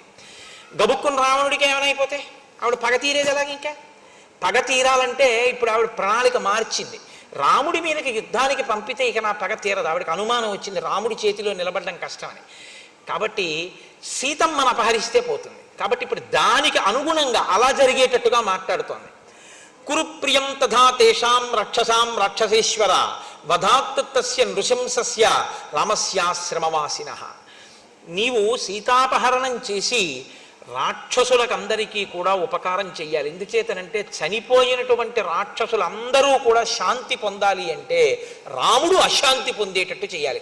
రాముడు అశాంతి పొందాలి అంటే రాముని యొక్క ప్రియ భార్య అయినటువంటి సీతని నువ్వు అపహరించాలి. ఈ మాటలు చెప్పిన తర్వాత మంత్రులు ఎంత గొప్పవాళ్ళో, ఆయన మంత్రులందరితోటి ఒకసారి సమావేశం పెట్టి ఆవిడ ఒక చాలా చమత్కారమైనటువంటి మాట ఒకటి చెప్పింది. అసలు నేను ఆ సీతని నీకు భార్యని చేద్దామనే తీసుకొచ్చే ప్రయత్నం చేశాను. ఆ లక్ష్మణుడు ఉన్నాడే, నేను సీతమ్మని నీకు భార్యగా చేద్దాం, నీకు తగింది కదా, రాముడికి ఎందుకని తీసుకొస్తుంటే నా ముక్కు చెవులు కోసేశాడు. అదే యథార్థం కాదు. అంటే తన ముక్కు చెవులు కొయ్యడం అన్న విషయాన్ని రావణుడు అడిగేంత వరకు దాచినా దాగని దాన్ని ప్రస్తావించకుండా అడిగిన తరువాత సానుభూతి రావణుడికి కలిగేటట్టుగా ఆ జరిగిన కథని తిప్పింది. చూసావా పాపం ఎంత ప్రీతో మా చెల్లెలకి, ఎంత ప్రీతో అనుకోవడానికి కారణం ఒకటి ఉందండి. ఎందుకంటే శూర్పణఖ భర్త విద్యుజిహ్వుడు అన్న ఆయన్ని శత్రు సైన్యం అనుకుని గబుక్కుని రావణాసుడు చంపేశాడు ఆవిడ భర్తని. ఆవిడ భర్తని ఆవిడికి లోటే ఉంది, చూశాంగా ఎవరైనా అందంగా కనబడితే వెళ్ళి నాతో భోగించట్టుంటుంది. కాబట్టి నేను ఈవిడ భర్తని చంపేసినా ఈవిడ మాత్రం నాకు అనురూప అయినటువంటి భార్యను తీసుకురావడానికి ప్రయత్నిస్తూ పాపం ముక్కు చెవులు కూడా కోల్పోయింది అన్న సానుభూతి తన ఎందు కలిగితే తను చెప్పిన మాటలలో ఉన్నటువంటి డొల్లతనం ఏమైనా ఉంటే దాని వైపుకి ఇంకా రావణ దృష్టి వెళ్ళకూడదు. పైగా ఆయన దృష్టి ఇంకెక్కడికి ఎందుకు వెళ్ళదంటే ఆయన దృష్టి ఎక్కడికి వెళ్ళాలో అక్కడికి వెళ్ళిపోవాలంటే ఓ ఆడది అందంగా ఉందని చెప్తే తాలడిపోతుంది అంతే ఆయన దృష్టి. అంత ధర్మాత్ముడు, అంత గొప్ప మనసున్నవాడు, చిలితమైనటువంటి మనసున్నవాడు, కదిలిపోతుంది ఆ మనసు తొందరగా. కాబట్టి అటువంటి వాడు కాబట్టి ఆమె ఇటువంటి బోధ చేసింది. ఇప్పుడు ఆయన మంత్రులతో మాట్లాడాడు, ఒక్కడూ కూడా ఆలోచించుకున్నట్ట ఎటువంటి ఉపాయమును నేను తీసుకోవలసి ఉంటుంది. ఆయన దృష్టికి బాగా తోచినటువంటి ఉపాయం ఏమిటంటే, నేను సైన్యంతో వెళ్ళి రాముడితో లక్ష్మణుడితో యుద్ధం చేయడం కన్నా రామలక్ష్మణులను దూరం చేసి సీతమ్మను అపహరించడమే మంచిది. ఈ నిర్ణయానికి రావడానికి కారణం నేను మీకు ఆ కోణంలో ముందు నుంచి చెప్పుకొస్తున్నాను. శూర్పణఖ యొక్క ప్రసంగము తాత్పర్యం అది. అలా రావణుడు చెయ్యాలన్నదే ఆవిడ కోరిక. కాబట్టి ఇప్పుడు రావణుడు వెళ్ళడం వల్ల శూర్పణఖ యొక్క ప్రతిజ్ఞ, శూర్పణఖ యొక్క మనస్సు తీరుతుంది. కాంచనం రథమాస్థాయ కామగం రత్నభూషితం పిశాచవదనైర్యుక్తం ఖరై కాంచనభూషణై మేఘప్రతిమనాదేన సతేన ధనదానుజ రాక్షసాధిపతి శ్రీమాన్ యయౌ నద నదీపతి. ఆయన వెంటనే వాహనశాలలోకి వెళ్ళాడు. అక్కడ ఉండేటటువంటి ఆ సారథిని పిలిచి నాకు ఒక ఉత్తమమైన రథాన్ని పూంచు అన్నాడు. అగ్నిహోత్రపు తేజస్సు ఎలా ఉంటుందో, చంద్రమండల సన్నిభమైన గొడుగు ఎలా ఉంటుందో అటువంటి గొడుగుతో ఉండి అలంకరింపబడి రత్నములు పొదగబడిన ఒక రథాన్ని తీసుకొచ్చి అక్కడ పెట్టాడు. దానికి గాడిదలు కట్టబడి ఉన్నాయి. ఆ గాడిదల ముఖాలు మళ్ళీ పిశాచం ముఖాలతో ఉన్నాయిటవి. అటువంటి రథాన్ని అధిరోహించాడు. నదీనదముల యొక్క భర్తని చూస్తూ వెడుతున్నట్ట. నదీనదముల యొక్క భర్త అంటే సముద్రుడు. నది తూర్పు ముఖంగా ప్రవహిస్తుంది, నదము పశ్చిమ ముఖంగా ప్రవహించి సముద్రంలో కలిసిపోతుంది. కాబట్టి ఇప్పుడు ఆ సముద్రాన్ని చూస్తూ ఆ రథం మీద వెళ్ళిపోతున్నాడు. వెళ్ళిపోతూ కింద ఉన్నటువంటి ఆశ్రమాలని వాటిని అన్నింటినీ చూస్తున్నాడు. ఆయన అలా ఉత్తర దిక్కుగా ప్రయాణం చేసి వెడుతున్నప్పుడు అందులో కింద చూడవలసినటువంటి ఆశ్రమాలు, వనాలు, మృగాలు మొదలైనవి కనపడుతుంటాయి. సంతోషిస్తున్నాడు, ఆలోచిస్తున్నాడు. మహర్షి అక్కడ ప్రతిపాదించి చూడదగినదిగా చెప్పబడిన చాలా గొప్ప విషయం ఒకటి ఉంది.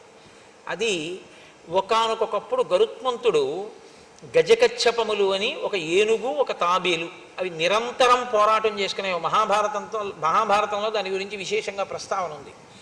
ఆ గజకచ్చపములను తినేయమన్నారు గరుత్మంతుడి ఆకలి తీరాలంటే. ఈయన వెళ్ళి వాటి రెండింటినీ కూడా తన కాళ్లతో పట్టుకుని తీసుకొచ్చి ఒక పెద్ద చెట్టు 100 యోజనముల వరకు పెరిగినటువంటి శాఖలు కలిగిన ఒక మర్రి చెట్టు కొమ్మ మీద పెట్టుకున్నాడు. పెట్టుకుంటే ఆ కొమ్మ పెళపెళ విరిగిపోయింది వాటి బరువుకి. ఆ కింద మునులు తపస్సు చేసుకుంటున్నారు. ఆ కొమ్మ వాళ్ళ మీద పడిపోతుందేమోనని ఆయన ఏం చేశారంటే ఒక కాలితో గజకచ్చపాలని పట్టుకుని ఒక కాలితో ఈ కొమ్మని పట్టుకుని సముద్రం మీద ఎగిరిపోయాడు. అలా ఎగిరిపోతూ ఆయన ఆ గజకచ్చపాలు రెండింటినీ తినేశాడు. ఆ ఏనుగుని ఆ తాబేల్ని తినేసి ఇప్పుడు ఈ కొమ్మతో ఆయన ఒక పని చేసేట. ఒక కిరాత గ్రామంలో మునులను వేధించేటటువంటి వాళ్ళు కొంతమంది ఉన్నారట. ప్రహర్షముతులం లేభే మోక్షయిత్వా మహామునీన్. వాళ్ళని ఆ చెట్టు కొమ్మతో బాది సంహరించి ఈ మునులను కాపాడట. ఆ చెట్టు ఎక్కడుందో ఆ చెట్టు కొమ్మ విరిగిపోగా మిగిలినటువంటి చెట్టు 100 యోజనముల విస్తీర్ణము కలిగినటువంటి ఒక పెద్ద మర్రి చెట్టు. దాని కింద మునిగణములన్నీ కూర్చుని తపస్సు చేస్తూ ఉంటారు. ఆంధ్రదేశంలో ఇలాంటి చెట్టు ఒకటి కర్నూలు జిల్లాలో అనుకుంటా చాలా పెద్దది ఉంది అని ఆ చెట్టుని చూడ్డానికి వెడుతుంటారు. నమో వృక్షేభ్యో హరికేశాయోపవీతినే పుష్టానాం పతయే నమో నమో అని కదా. చాలా కొన్ని కిలోమీటర్ల దూరం వరకు దాని కొమ్మలు వ్యాపించి ఉంటాయి అంటారు. అలా అటువంటి వృక్షరాజములు ఇప్పుడే ఉన్నాయి అంటే ఆ కాలంలో ఇంకా పెద్ద ఉండేవన్నమాట. తం మహర్షి గణైర్జుష్టం సుపర్ణకృతలక్షణం నామ్యాం సుభద్రం యగ్రోధం దదర్శ ధనదానుజ. సుభద్రం అనేటటువంటి పేరు కలిగిన ఆ మర్రి చెట్టుని ఈ రావణాసురుడు చూశాడు. అంత పెద్ద మర్రి చెట్టుని ఆయన మెల్లగా సముద్ర తీర ప్రాంతంలో, అంటే ఉత్తర సముద్ర తీర ప్రాంతం దగ్గరికి వెళ్ళిన తర్వాత మారీచుని యొక్క ఆశ్రమాన్ని చూశాడంటే తన కార్యమును సాధించుకోవడానికి. ఇప్పుడు ఆయన ఏమిటి నిర్ణయానికి వచ్చాడు? రామలక్ష్మణుల్ని దూరం చేసి సీతమ్మను అపహరించాడు. కాబట్టి ఇప్పుడు రామలక్ష్మణులని దూరం చేయడము అంటే అదంత తేలికైన విషయం కాదు. సీతమ్మ దగ్గర ఎప్పుడూ రాముడో లక్ష్మణుడో ఉంటారు. రామలక్ష్మణులు ఇద్దరూ వెళ్ళిపోవాలంటే ఏదో చాలా పెద్ద ప్రణాళికే వేయాలి, సామాన్యమైన విషయం ఏం కాదు అది. కాబట్టి అంత గొప్ప ప్రణాళికని అమలు చెయ్యడంలో రావణాసురుడికి సహకరించగలిగినటువంటి సమర్థత కలిగిన మిత్రుడిని వెతుక్కోవాలి. కాబట్టి ఇప్పుడు ఆయన మారీచుని యొక్క ఆశ్రమానికి వెళ్ళాడు. వెళ్ళి ఆ మారీచుడి దగ్గరికి వెళ్ళి ఒక మాట చెప్తున్నాడు. 14,000 మంది ఖరదూషణాదులనేటటువంటి రాక్షసుల్ని నేను జనస్థానంలో ఉంచాను, నీకు తెలుసు. వాళ్ళు ఏం చేస్తుంటారు? ఏదో పాపం వాళ్ళ పని వాళ్ళు చేసుకుంటూ ఉంటారు. ఏమిటి వాళ్ళ పని? బాధమానా మహారణ్యే మునీన్వై ధర్మచారిణ. ధర్మమును అనుష్ఠించేటటువంటి మునులను బాధిస్తుంటారు వాళ్ళు. కాబట్టి వాళ్ళ పని వాళ్ళు చేసుకుంటున్నారు. కానీ నానా ప్రహరణోపేతా కల ప్రముఖ రాక్షసా తేన సంజాతరోషేణ రామేణ రణమూర్ధని అనుప్యాపరుషం కించిత్ శరైర్యాపారితం ధను. అటువంటి ఖరదూషణాదుల్ని వాళ్ళ పని వాళ్ళు చేసుకుంటున్న వాళ్ళని, మునుల్ని బాధ పెడుతున్న వాళ్ళని రాముడు ఒక్క మాట వ్యగ్రతతో ఏమీ అనకుండా యుద్ధానికి వెళ్ళారు అని 14,000 మందిని చంపేశాడంతే, ధనస్సుకు బాణాలు సంధించి. అంత కోపం అదే ప్రవర్తించవలసిన పని అంటూ పిత్రానిరస్త, తండ్రి చేత ఇంటి నుంచి వెళ్ళగొట్టబడ్డాడు రాముడు. అంత దురాత్ముడు కాబట్టి. క్రుద్ధేన, విపరీతమైన కోపం ఉన్నవాడు. సభార్య, భార్యతో ఉన్నవాడు. క్షీణ జీవిత, ఇలాంటి వాడు కాబట్టే వాళ్ళ జోలికి వెళ్ళాడు కాబట్టి అయిపోయింది ఇంకా ఆయన జీవితం. సహంతా తస్య సైన్యస్య రామ క్షత్రియ పాంసన. క్షత్రియులలో అధముడైనటువంటి రాముడు 14,000 మంది ఖరదూషణాదుల్ని సంహరించాడు.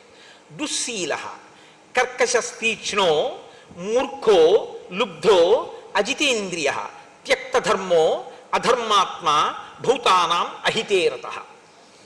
ఆయనకు అంతే అర్థమయ్యాడు రాముడు. అసలు ఆయన రాముడి దగ్గరికి వెళ్ళింది లేదు, రాముడి గురించి ఆయన తెలుసుకున్నది లేదు. కానీ ఎన్ని కితాబులు ఇచ్చేస్తున్నాడో చూడండి. దుశ్శీల, సరి అయిన మంచి శీలము లేనివాడు. కర్కశుడు, చాలా తీవ్రమైనటువంటి స్వభావం ఉన్నవాడు. మూర్ఖుడు, అన్నిటినీ కోరుకునేటటువంటి వాడు. ఇంద్రియములను గెలవలేకపోయినవాడు. ధర్మమును విడిచిపెట్టినవాడు. అధర్మాన్ని అనుష్ఠించేవాడు. సమస్త భూతములకు కూడా అపకారం చేసేటటువంటి వాడు. అటువంటి రావణుడు అని వచ్చేస్తుంటుంది నాకు. కాబట్టి అటువంటి రాముణ్ణి నేను సంహరించాలి. ఏన వైరం వినారణ్యే సత్వమాశ్రిత్య కేవలం కర్ణనాశాపహరణాత్ భగినీమే విరూపిత. అసలు ఏ కారణం లేకుండా ఆవిడ చేసి నా కోసం సీతమ్మని ఎత్తుకొచ్చేద్దాం అనుకుందిట అంటే మళ్ళీ మారీచుడు మరి అలాంటి పనులు ఏమిటయా అంటాడేమోనని ఆవిడే ఓ అబద్ధం. ఈయన ఆ అబద్ధాన్ని ఇంకో పెద్ద అబద్ధం చేస్తున్నాడు.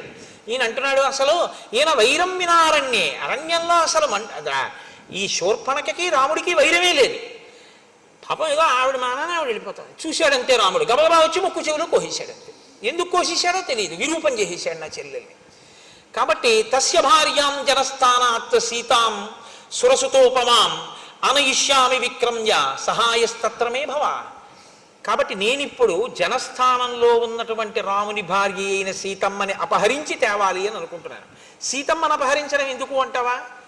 సీతమ్మని అపహరించి తీసుకొస్తే ఆయన ప్రియ భార్య కనుక రాముడు శుష్కించిపోతాడు.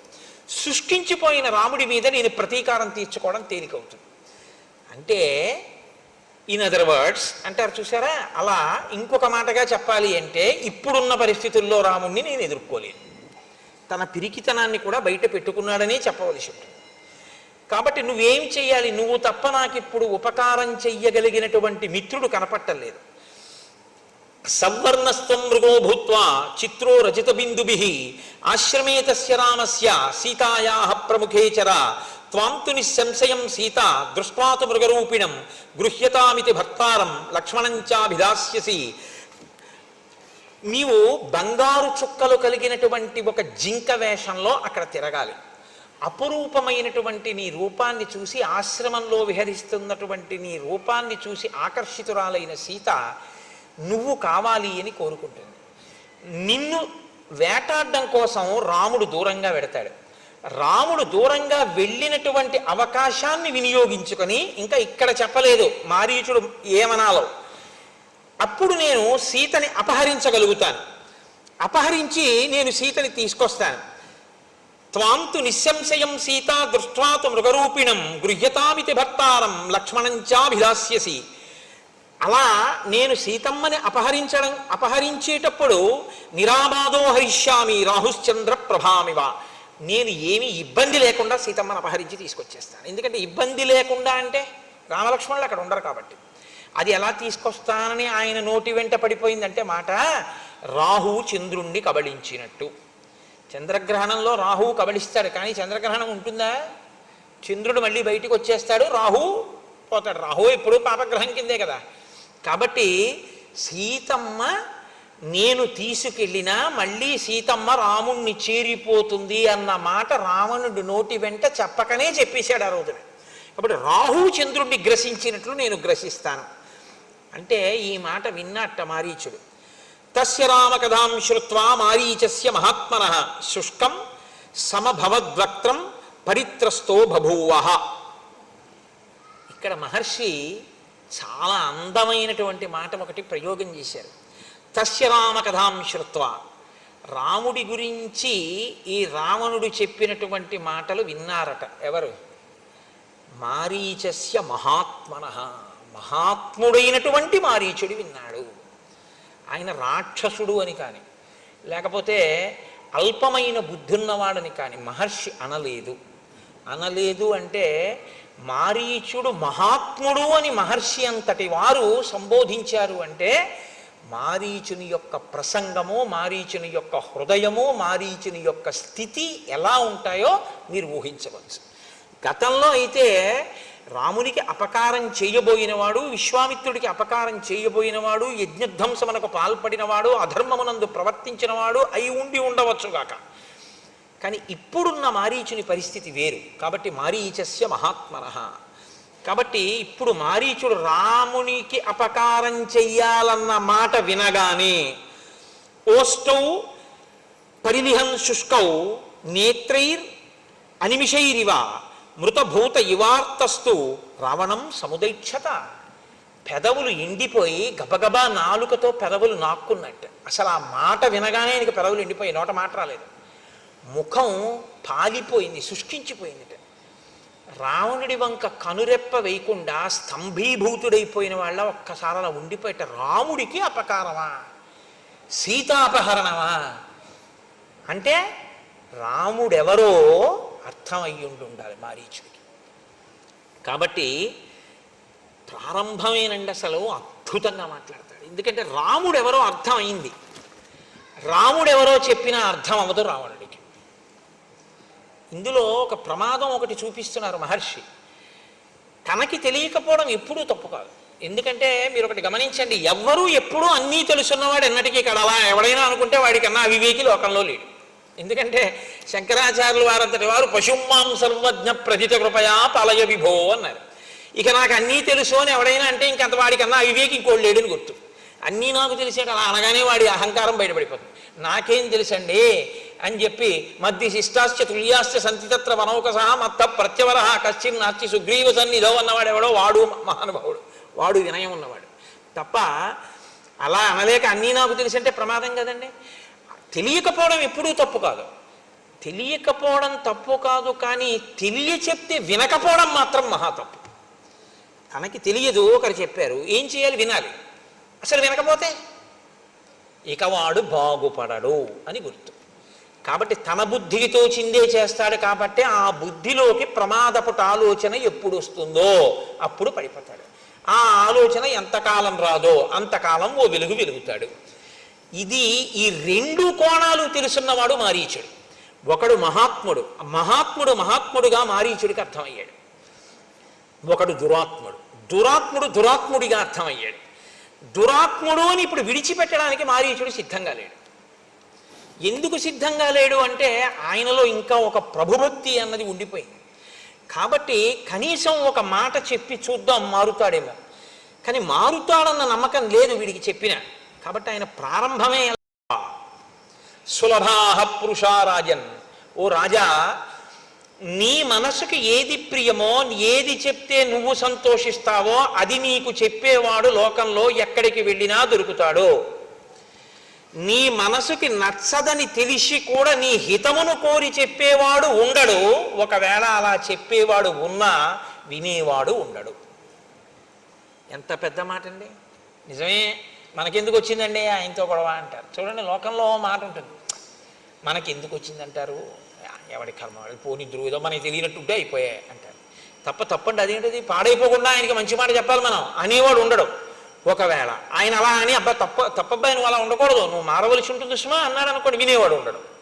అంటే సులభాహ పురుషారాజన్ సతతం ప్రియవాదిన అప్రియస్యతు పత్యస్య వక్త శ్రోతాచ దుర్లభ.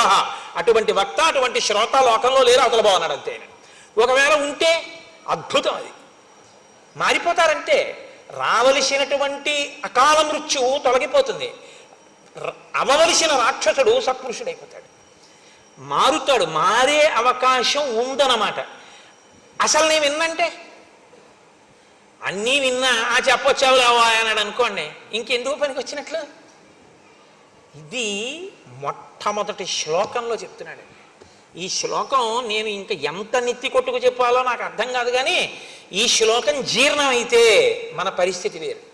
ఈ శ్లోకం జీర్ణం కాకపోతే నా దృష్టిలో అయితే రామాయణంలో ఉన్న అత్యద్భుతమైన శ్లోకాలలో ఈ శ్లోకం ఒకటి.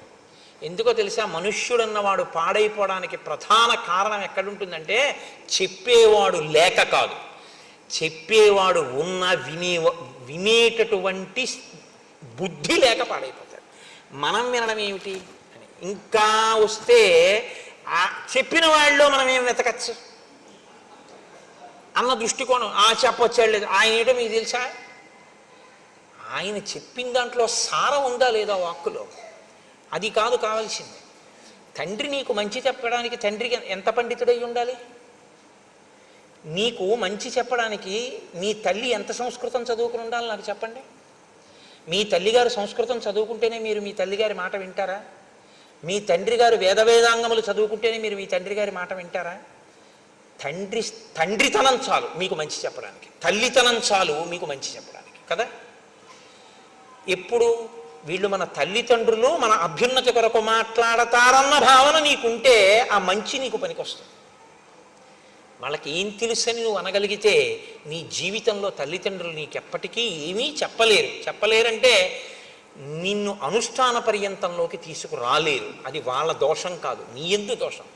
రామకృష్ణ పరమహంస మాటల్లో చెప్పాలి అంటే ఒక మేకు ఒక సుత్తి పట్టుకొచ్చి కొట్టగలడేమో కానీ అసలు అది భీమ్ అయ్యి ఉంటే అది దూలం, సిమెంటు ఇనుము కలిపిన దూలం అండి అది.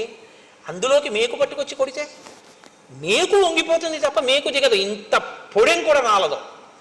గోడకి కొద్దిగా గొల్లతనం ఉంటే సుత్తి పెట్టి కొడితే మేకు దిగుతుంది. అసలు నీ మనసుకి ఆర్ద్రత ఉంటే చెప్పిన మాట లోపలికి వెళుతుంది. అసలు ఆర్ద్రతే లేకపోతే చెప్పడం ఒక శుష్క ప్రసంగం అంతే. కాకపోతే తన కర్తవ్యం, నేను మీతో మనవి చేశాను కదా, రామాయణంలో ఈ కర్తవ్యం అన్న మాట చాలా ఎక్కువ, బాధ్యత అన్న మాట ఉండదు. కర్తవ్యం తను చెయ్యవలసింది తను చేస్తున్నాడా లేదా అంతవరకు. దానికి మెప్పు గొప్ప దీనికోసం పాకులాట ఏమి ఉండదు. నేను చెప్పవలసినటువంటిది చెప్తున్నానా లేదా అంతవరకే అంతే. నేను చెప్పవలసింది చెప్పేశాను. నేను తీసుకొచ్చిన నీళ్లు కురిసేశానా లేదా, అనుకున్న మేఘం ఎటువంటిదో చెప్పాలనుకుని చెప్పేసిన వాడు అటువంటి వాడు లోకము యొక్క హితము కొరకు. కాబట్టి సులభాహ పురుషారాజన్, నువ్వు సీతమ్మని ఎత్తుకొస్తాను అంటే బహుశా నీ మంత్రులు ఏం మాట్లాడి ఉండరు, అలాగే ఉంటారు. ఇది దాని ఉద్దేశ్యం. ఇంతకుముందు మాట్లాడాడుగా. కానీ నీ హితమును కోరివి కష్టమైన మాటలా అనిపించినా చెప్పేవాడు ఉంటాడు, వినేవాడు మాత్రం దొరుకుతాడని నమ్మకం లేదు. సాహసించి చెప్పేవాడు కూడా ఉండడు. మనకెందుకు వచ్చిన గొడవ అని తప్పుకుంటారు. కాబట్టి అసలు ఈ మొట్టమొదటి శ్లోకం అర్థమైతేనండి ఇక రామాయణం లేదు, అయిపోయింది రామాయణం ఇక్కడితో. ఎందుకో తెలుసా అండి, వెంటనే లంకకి వెళ్ళి శూర్పణఖని లాగి లెంపకాయ కొట్టి తీసుకెళ్లి రాముడి కాళ్ళ మీద బాధేసి తాను కాళ్ళ మీద పడిపోయి బుద్ధి గడ్డి తిని సీతమ్మని ఎత్తుకెడదాం అనుకున్నానండి, నాది తప్పైపోయింది, నా బుద్ధి మారింది, మీరెవరో తెలుసుకున్నాను, నేను కూడా నా తపస్సుని ఇంకా ధర్మం కోసమే ఉపయోగిస్తానని రావణుడు అని ఉండి ఉంటే అసలు ఇంకా మిగిలిన కాండలు లేవు, రేపే మంగళం చెప్పేయడమే. వినకపోవడం వల్ల కదండి కథ అంతా నడిచింది. వినకపోతే ఎంతమంది పాడవుతారో కూడా చెప్తాడు మారీచుడు. ఒక్క స్థానంలో ఉన్నవాడు వాడు కూర్చున్న స్థానాన్ని బట్టి వినకపోవడం అన్న ఫలితం ఉంటుంది. వాడు ఒక సామాన్య వ్యక్తి అనుకోండి, అక్కడి వరకే పోతుంది. ఇంటి యజమాని అనుకోండి, ఇల్లు పోతుంది. ఆయన ఒక కార్యాలయంలో అధికారి అనుకోండి, ఆఫీస్ పోతుంది. ఆయన ఒక దేశాధినేత అనుకోండి, ఆ దేశమే నశించిపోతుంది పుత్రమిత్ర కలత్రాదులతో ససైన్యంగా.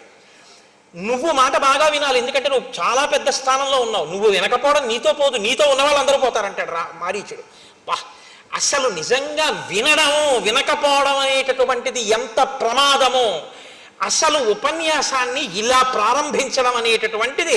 అందుకు కదండి మారీచస్య మహాత్మనః అన్నాడు మహానుభావుడు వాల్మీకి మహర్షి. కాబట్టి నమానం బుద్ధ్యసే రామం మహావీర్యం గుణోన్నతం అయుక్తచారశ్చపలో మహేంద్రవరుణోపమం. అసలు ప్రారంభమే.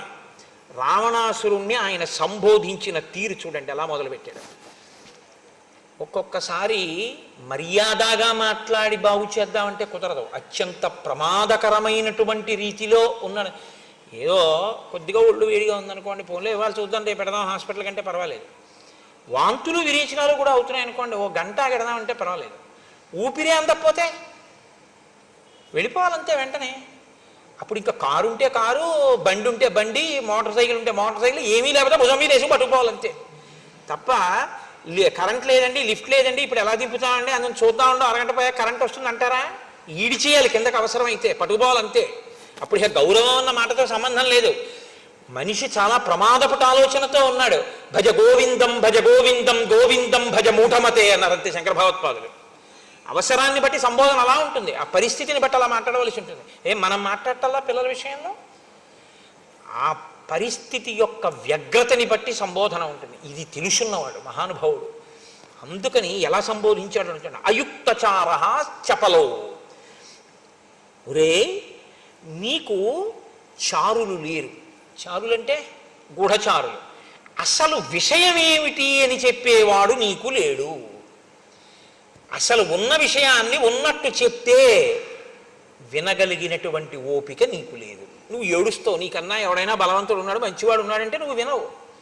చెప్పలో నీ బుద్ధి ఎప్పుడు కదిలిపోతుంది, నీ మనసు స్థిరమైంది కాదు. ఈ రెండిటితోటి సంబోధించాడు. రాజుగా అలా విఫలం, వ్యక్తిగా ఇలా విఫలం. కాబట్టి నువ్వు ఇప్పుడు రెండూ దిద్దుకోవాలి, వ్యక్తిగా దిద్దుకోవాలి, రాజుగా దిద్దుకోవాలి. నువ్వు అసలు రెండిటికీ పనికి మాలినవాడివి. అసలు ఒక వ్యక్తిగా ఉండడానికి నీకు అర్హత లేని తనంతో ఉన్నావు. నువ్వు చాలా చపలంగా ఉంది నీ మనసు. అసలు నీ మనసుకి ఒక నిలకడ అన్నది లేదు.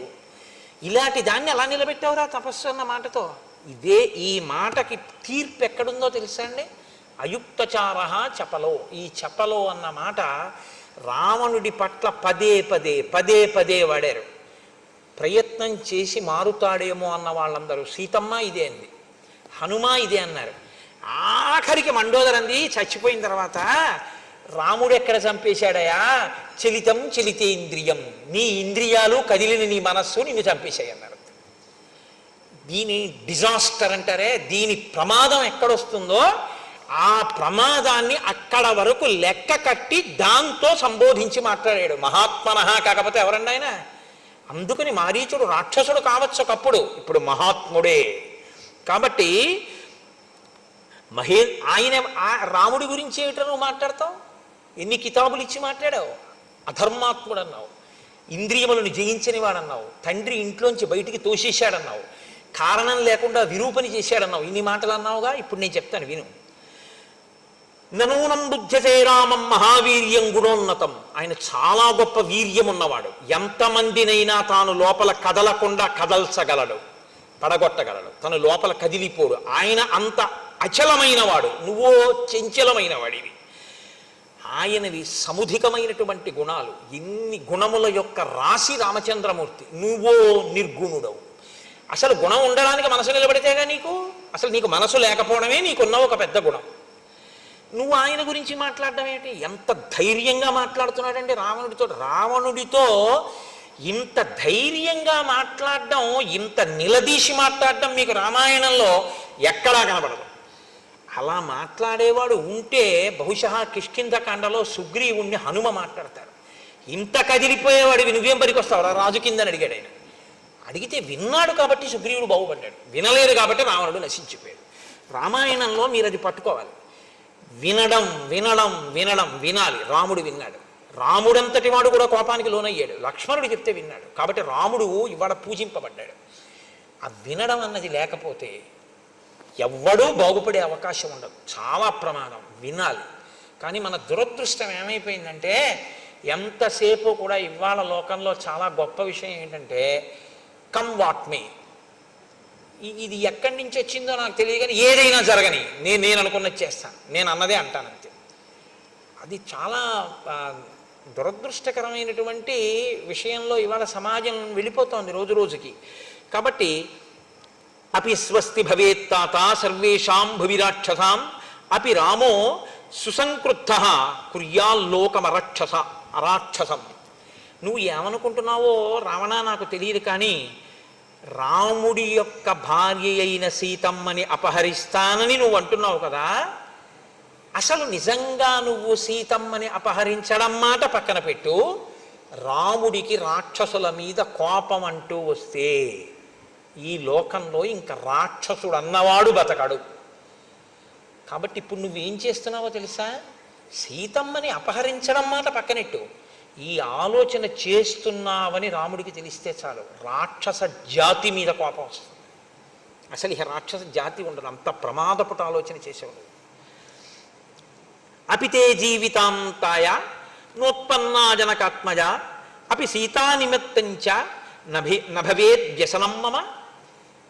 ఇది అసలు నిన్ను చంపడానికే సీతమ్మ పుట్టిందా అని నాకు అనుమానంగా ఉంది అన్నాడు ఆయన.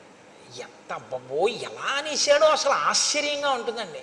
అందుకే కదండి ఆవిడ జననం. ఉద్ధిత అయోనిజగా పుట్టింది కదా తల్లి, భూమిని చీల్చుకుని.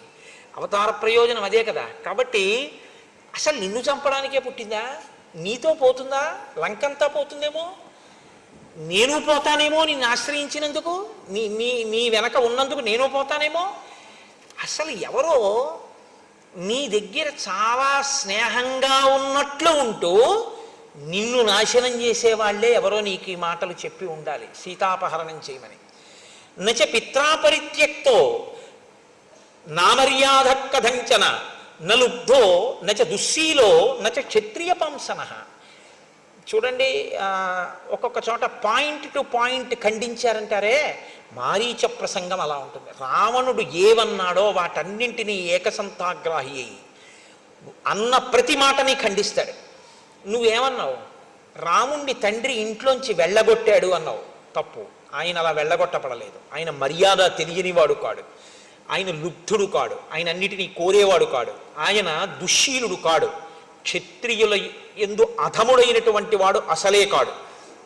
ఆయన నచ ధర్మ గుణైర్హీన కౌసల్యానందవర్ధన నతీక్ష్ణో నచ భూతానాం సర్వేషాం అహితేరత.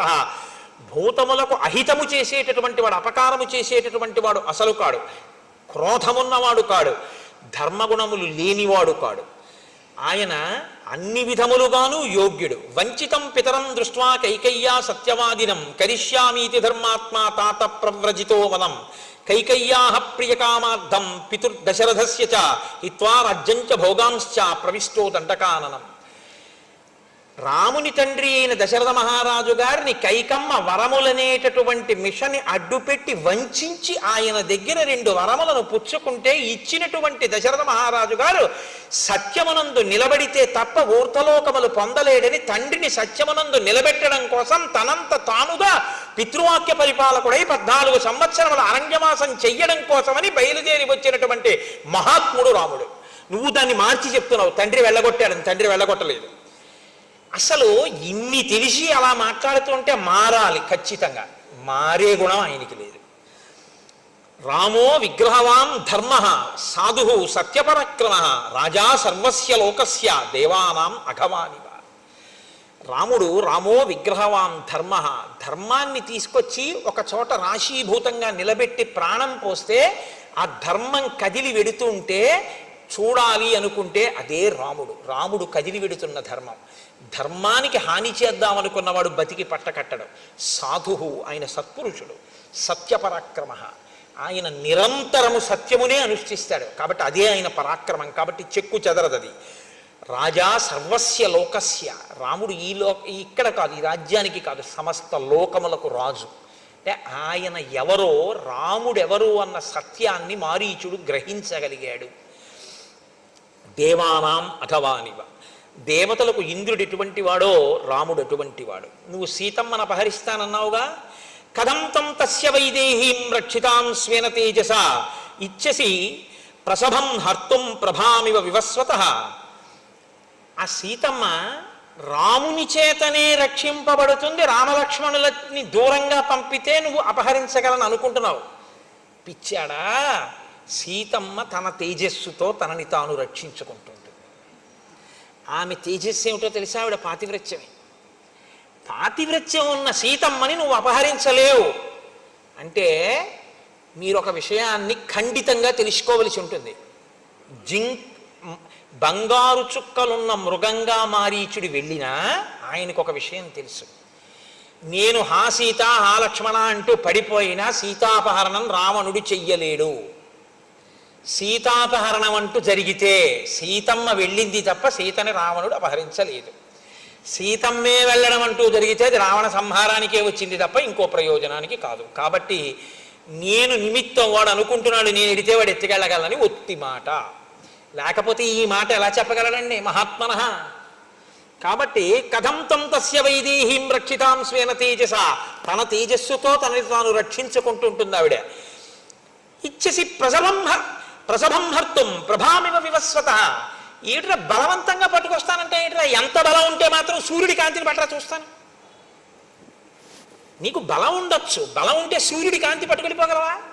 అదిలా. ఇప్పుడు మీకు బలం ఉందండి, ఒక ఉదాహరణ బాగా చెప్పాలంటే కోటేశ్వరారు మెళ్ళ రుద్రాక్షమాలు లాగేయచ్చు, కోటేశ్వరారు ఉత్తరీయం లాగేయచ్చు. కోటేశ్వరరావు గారు మాట్లాడేటటువంటి విధానాన్ని మీరు లాగేయలేరుగా. అది కోటేశ్వరరావు గారిలో అంతర్గతమైన శక్తి. అంటే ఇదేదో పెద్ద గొప్ప విషయం, నేనేదో పెద్ద భక్తనని నేను మాట్లాడలేదు, ఒక ఉదాహరణకి చెప్పాను అంతే. నాది నా విభూతి, నేను నా విభూతి 2 విడదీయబడవు. రాముని విభూతి రామశక్తి సీతమ్మ. రాముడి నుంచి రామశక్తి ఎందుకు విడుతుంది? విడదు. విడితే దాని అర్థం ఏమిటో తెలుసా? మహామాయా విశ్వం భ్రమయతి పరబ్రహ్మ మహిషి. నీ కొంప ముంచడానికి రావాలి ఆవిడ, అంతే తప్ప ఇంకోటి కాదు. నీకు అర్థం కావట్లేదు చెప్తే వినవు, నాకు తెలుసు, అయినా చెప్తాను, నా కర్తవ్యం. కాబట్టి బలాత్కారంగా తీసుకెళ్లడం అన్నది కుదిరే పని కాదు. నీకు చెప్తున్నాను, సూర్యకాంతిని తీసుకెళ్లలేవు. అప్రమేయం హి తత్తేజో యస్య సా జనకాత్మజ నత్వం సమర్థతాం హర్తుం రామ చాపాశ్రయామ్మనే.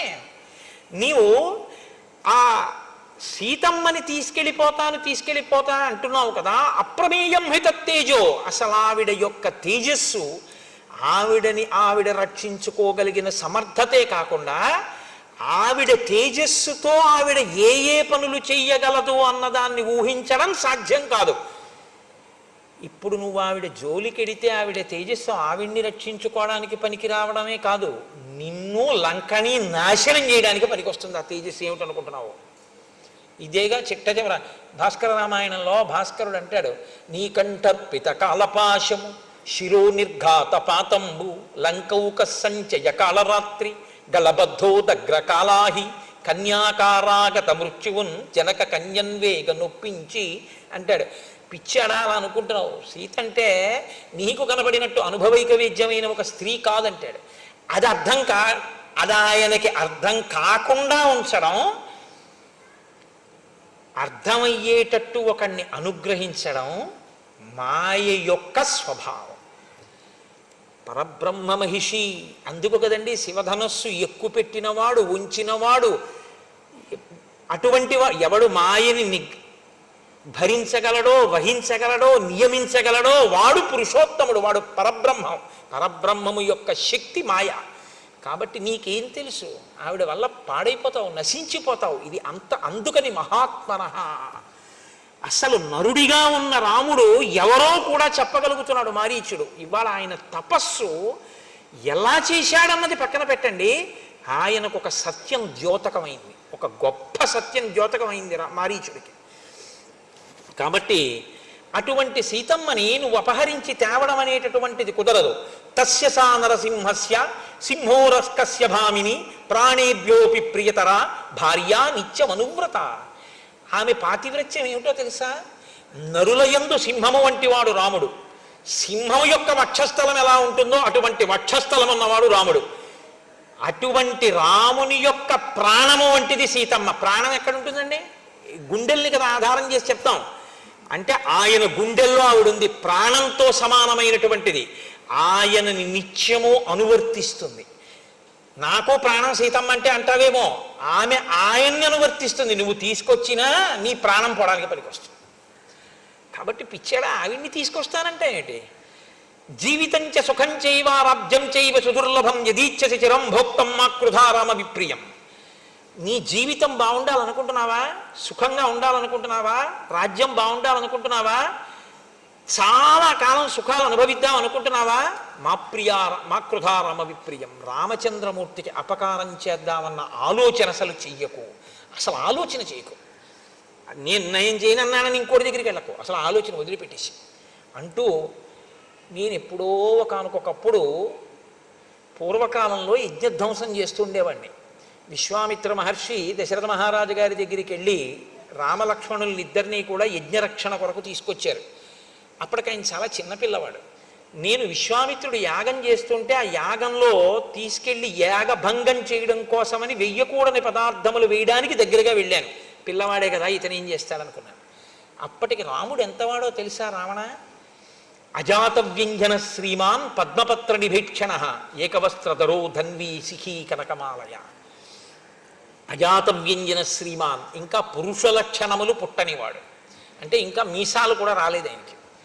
పద్మపత్ర నిభీక్షణ, చక్కటి ఆ కనుదోయి కలిగినటువంటి వాడు. పద్మపత్రములు ఎలా ఉంటాయో అటువంటి నేత్రములు కలిగినటువంటి వాడు. ఏకవస్త్రధరో ధన్వి, బ్రహ్మచర్యమునకు అనుగుణంగా ఏకవస్త్రం కట్టుకునేటటువంటి వాడు. శిఖి, పిలక పెట్టుకుని ఉంటాడు. కనకమాలయ, అటువంటి రామచంద్రమూర్తి బాలచంద్రుడు వస్తే ఎలా ప్రకాశిస్తుందో దండకారణ్యం ఆయన వస్తే అలా ప్రకాశించింది. చిన్న పిల్లవాడు వస్తే శోభయం దండకారణ్యం దీప్తేన స్వేన తేజస అదృశ్యతతో రామో బాలచంద్ర యువోదిత. బాలచంద్రుడి చేత ఆకాశము ప్రకాశించినట్టు దండకారణ్యమునకు వచ్చినటువంటి చిన్ని రాముని వలన అలా ప్రకాశించింది. నేను ఆ చిన్న రాముడు మన్నేం చేస్తాడని యజ్ఞభంగం చెయ్యబోయాను. ఆయన మానవాస్త్రం పెట్టి కొట్టాడు నన్ను. కొడితే 100 యోజనముల సముద్రం యువతలకు వచ్చి నేను సముద్రంలో పడిపోయాను. నా అదృష్టం కొద్దీ ప్రాణాలు పోలేదు, బతికాను. అప్పటి నుంచి నాకు రాముడంటే చాలా భయం. అంత చిన్న పిల్లాడు కొట్టాడు నన్ను మానవాస్త్రం పెట్టి 100 యోజనముల దూరం వెళ్ళి పడేటట్టు. ఆ తర్వాత ఆయన యవ్వనంలోకి వచ్చాడు, పెళ్లి చేసుకున్నాడు. ఆయన చాలామంది ఋషుల్ని సేవించాడు, అగస్త్యాది మహర్షుల్ని సేవించాడు. ఇప్పటికి ఆయన దగ్గర ఇంత శస్త్రాస్త్ర సంపద ఉందో. అప్పుడే ఎలా ఉన్నాడంటే ఇప్పుడు ఆయన దగ్గరికి ఎవడెడతాడరా? ఆయన జోలికి వెళ్ళడం ఏమిట్రా? ఎంత సత్యం మాట్లాడుతున్నాడండి. రాముని యొక్క ఎదుగుదలని బాగా తెలుసుకున్నవాడు మారీచుడు. రాముడి గురించి ఏమీ తెలియకుండా ఆయనంత వాడంటున్నటువంటి వాడు రావణాసుడు. అంటూ ఆయన అన్నాడు, హర్మ్య ప్రాసాద సంబంధాం నానారత్న విభూషితాం ద్రక్షసిత్తం పురీం లంకాం వినష్టాం మైథిలీకృతే.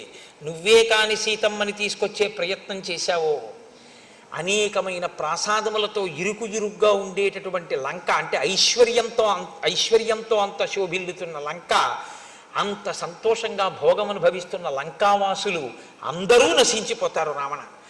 పరదారాభిమర్శాత్ నాణ్యత్ పాపతరం మహత్ ప్రమదానాం సహస్రాణి తమ రాజం పరిగ్రహ. అన్య స్త్రీని కోరుకున్నటువంటి వాడు, పరుల భార్యని కోరుకున్నవాడు జీవితంలో వృద్ధిలోకొచ్చి బతికి బట్ట కట్టినట్టు లోకంలో ఇప్పటి వరకు లేదు. ఒకటి గుర్తుపెట్టుకోండి, లోకంలో అన్నిటికన్నా కష్టం ఏమిటో తెలుసా అండి? చాలా చాలా కష్టం ఏమిటో తెలుసా? చచ్చిపోవడం. అందుకే మనం పూజ చేస్తే అనాయాసేన మరణం వినా దైన్యేన జీవితం అని అడుగుతారు. ఈశ్వరుడు ఏం చేస్తాడంటే, అందుకు కదండి సనాతన ధర్మంలో మృత్యువు దేవత అయింది, మృత్యుదేవత అంటారు. ఆవిడ తీసుకోలేదనుకోండి, ఆవిడ నేను పట్టుకెళ్ళనండి అప్పుడేందనుకోండి, అయిపోయిందే వాడి పని. నేను ఒకనకొకప్పుడు కాకినాడలో ఒకసారి ఉపన్యాసం చెప్తుంటే పేరెందుకు చెప్పాలి, ఒకప్పుడు మంచి బలాఢ్యుడై ఉండేటటువంటి వ్యక్తి, నేను ఇంకొక కోణం మాట్లాడకూడదు, ఆయన మీరు ఇక్కడ దాకా వచ్చారని తెలిసింది, ఒక్కసారి మిమ్మల్ని చూస్తానంటున్నారు కోటేశ్వరారు, ఒక్కసారి మా ఇంటికి రండి అని అడిగింది వాళ్ళ ఆవిడే. అడిగితే నేనన్నాను, ఎందుకమ్మా నేను రావడం ఎందుకు, వారం రోజుల నుంచి చెప్తాను కదా ఆయన రమ్మనండి ఒకసారి, ఇక్కడికి వచ్చి వింటారు కదా కాసేపు అన్నాను. అంటే ఆవిడంది ఆయన రాగలిగిన స్థితిలో లేరు అసలు, ఆయన ఇప్పుడు మంచం మీద ఉన్నారండి. అంటే నాకు జాలేసింది, అయ్యో అటువంటిప్పుడు మనం వెళ్ళడానికి భేషజం ఏంటి, ఏదో ఇక్కడికే రావచ్చు కదా అన్నాను. కానీ ఆయన నన్ను చూడాలి పాపం మంచాన ఉన్నారంటే నేను వెళ్ళాలి కదా అమ్మ, రేపు కొంచెం తొందరగా వచ్చి మీ ఇంటికి వస్తాను. తొందరగా వచ్చి వాళ్ళ ఇంటికి వెళ్ళాను. వెళితే ఆవిడంది, నేను ఆ మేడ మీదకి తీసుకెళ్తున్నారు నన్ను, ఆయన ఉన్న గదిలోకి తీసుకెళ్తాను. ఆవిడంది, అయ్యా ఏమనుకోకండి మీ ఉత్తరీయం తీసి కొంచెం ముక్కుకు అడ్డంగా కట్టుకోండి అన్నారు ఆవిడ. అంటే నేను తెల్లబోయాను, ఎందుకమ్మా కట్టుకోవడం ఎందుకన్నాను, మీరు లోపలికి దాకా రాలేరు అన్నారు ఆవిడ. అంటే అలా ఎందుకు ఉంటుందా అనుకుని నేను ముక్కుకి ఉత్తరీయం అడ్డు పెట్టుకుని ఆ దగ్గరికి వెడితే ఆయనకి 2 కాళ్ళు చెయ్యి నోరు కూడా పడిపోయి, పడిపోతే దొల్లలేడు, మలమూత్రములు తనవి తాను విసర్జించలేడు, తీయలేడు, ఏదీ పడదు, ఎప్పుడూ అతిసారమే, ప్రాణం పోదు. అసలు నేను గుర్తుపట్టలేకపోయినా ఆయన అస్థిపంజరంలో ఉన్నాడు. మలమూత్రములు వెళ్ళి వెళ్ళి వెళ్ళి వెళ్ళి మొత్తం ఆ గదంతా వాసన పట్టేసింది. 10,000 ఇస్తానన్నా ఎవ్వరూ మేము పనిచేయమన్నారు. అన్నం లేకపోతే ఎక్కడో సత్రంలో తింటాం కానండి మేము చేయమన్నారు. కాబట్టి ఇప్పుడు భార్య కూడా వెళ్ళి చేసే పరిస్థితి కాదు. కాబట్టి ఇప్పుడు ఆయన నా వంక ఇలా తల తిప్పి చూసి కొనుకులలోంచి ఇలా నీళ్లు కారితే నమస్కారం చేద్దామని ఉంది ఆయనకి. పాపం నా మీద ఎక్కడో ప్రేమ మిగిలిపోయింది. చేతులు లేవు, నమస్కారం చేయలేడు. కనుకొలుకుల వెంట ఇలా నీళ్లు కారిపోతుంటే ప్రయత్నపూర్వకంగా నేను అయ్యయ్యో ఏం పర్వాలేదు అందామని 1-2-3 అడుగులు వేయిపోయి ఆగిపోయాను హఠాత్తుగా. ఎందుకో తెలుసా అండి, పురుగులు పట్టాయి అప్పటికే. శవం చాలాసేపు ఒక చోట ఉంటే చలికంపులా వస్తుంది, అటువంటి చలికంపు గదంతా. 2 అడుగులే వేయగలిగాను నేను. ఇంకా వెళ్ళలేకపోయాను. ఏం పర్వాలేదులేండి అందామంటే మరి ఉత్తరీయం కిందకి జారాలి, నేను ఇంకా ఉండలేకపోయాను, వెళ్ళిపోయాను. ఆ తర్వాత 6 నెలలు ఉన్నాడు ఆయన అలాగా. ఈ దేనికి ఉన్నట్టు అంటే బాధ అనుభవించడానికి ఉన్నాడు. అందుకే మన వాళ్ళు మృత్యువుని దేవతని ఎందుకంటారో తెలుసా అండి, ఈ శరీరము జర్జరీభూతం అయిపోతే దీంట్లోంచి సునాయాసంగా ఆవిడ విడిపించేసింది అనుకోండి, అమ్మయ్య అంట. లేకపోతే ఇప్పటికే చాలా ఖర్చు అయిపోయిందండి, ఇప్పుడు మాత్రం ఏం చేస్తాడు అని ఇంటికి తీసుకెళ్లరు. ఇప్పుడు ఆయన్ని ఎక్కడ పెడతామంటారు, అన్నదమ్ములు వాటాలు వేసుకుంటారు, వీధరుగు మీద పెడతారు, ఆ గదిలో పెడతారు. పలకరించేవాడు ఉండడు, చూసేవాడు ఉండడు, తను అలా పడి ఉండాలి. అలా తీసుకెడుతుంది కాబట్టే సనాతన ధర్మంలో మృత్యువుకి కూడా దేవతాస్థానం ఇచ్చి గౌరవించారు. కాబట్టి వెళ్ళిపోవడం అనేటటువంటిది అంత తేలిక కాదు. రావణ ఏదో అనుకుంటున్నావు, నీ ఒక్కడివి వెళ్ళిపోతాను అనుకుంటున్నావా సీతమ్మ జోలికెడితే?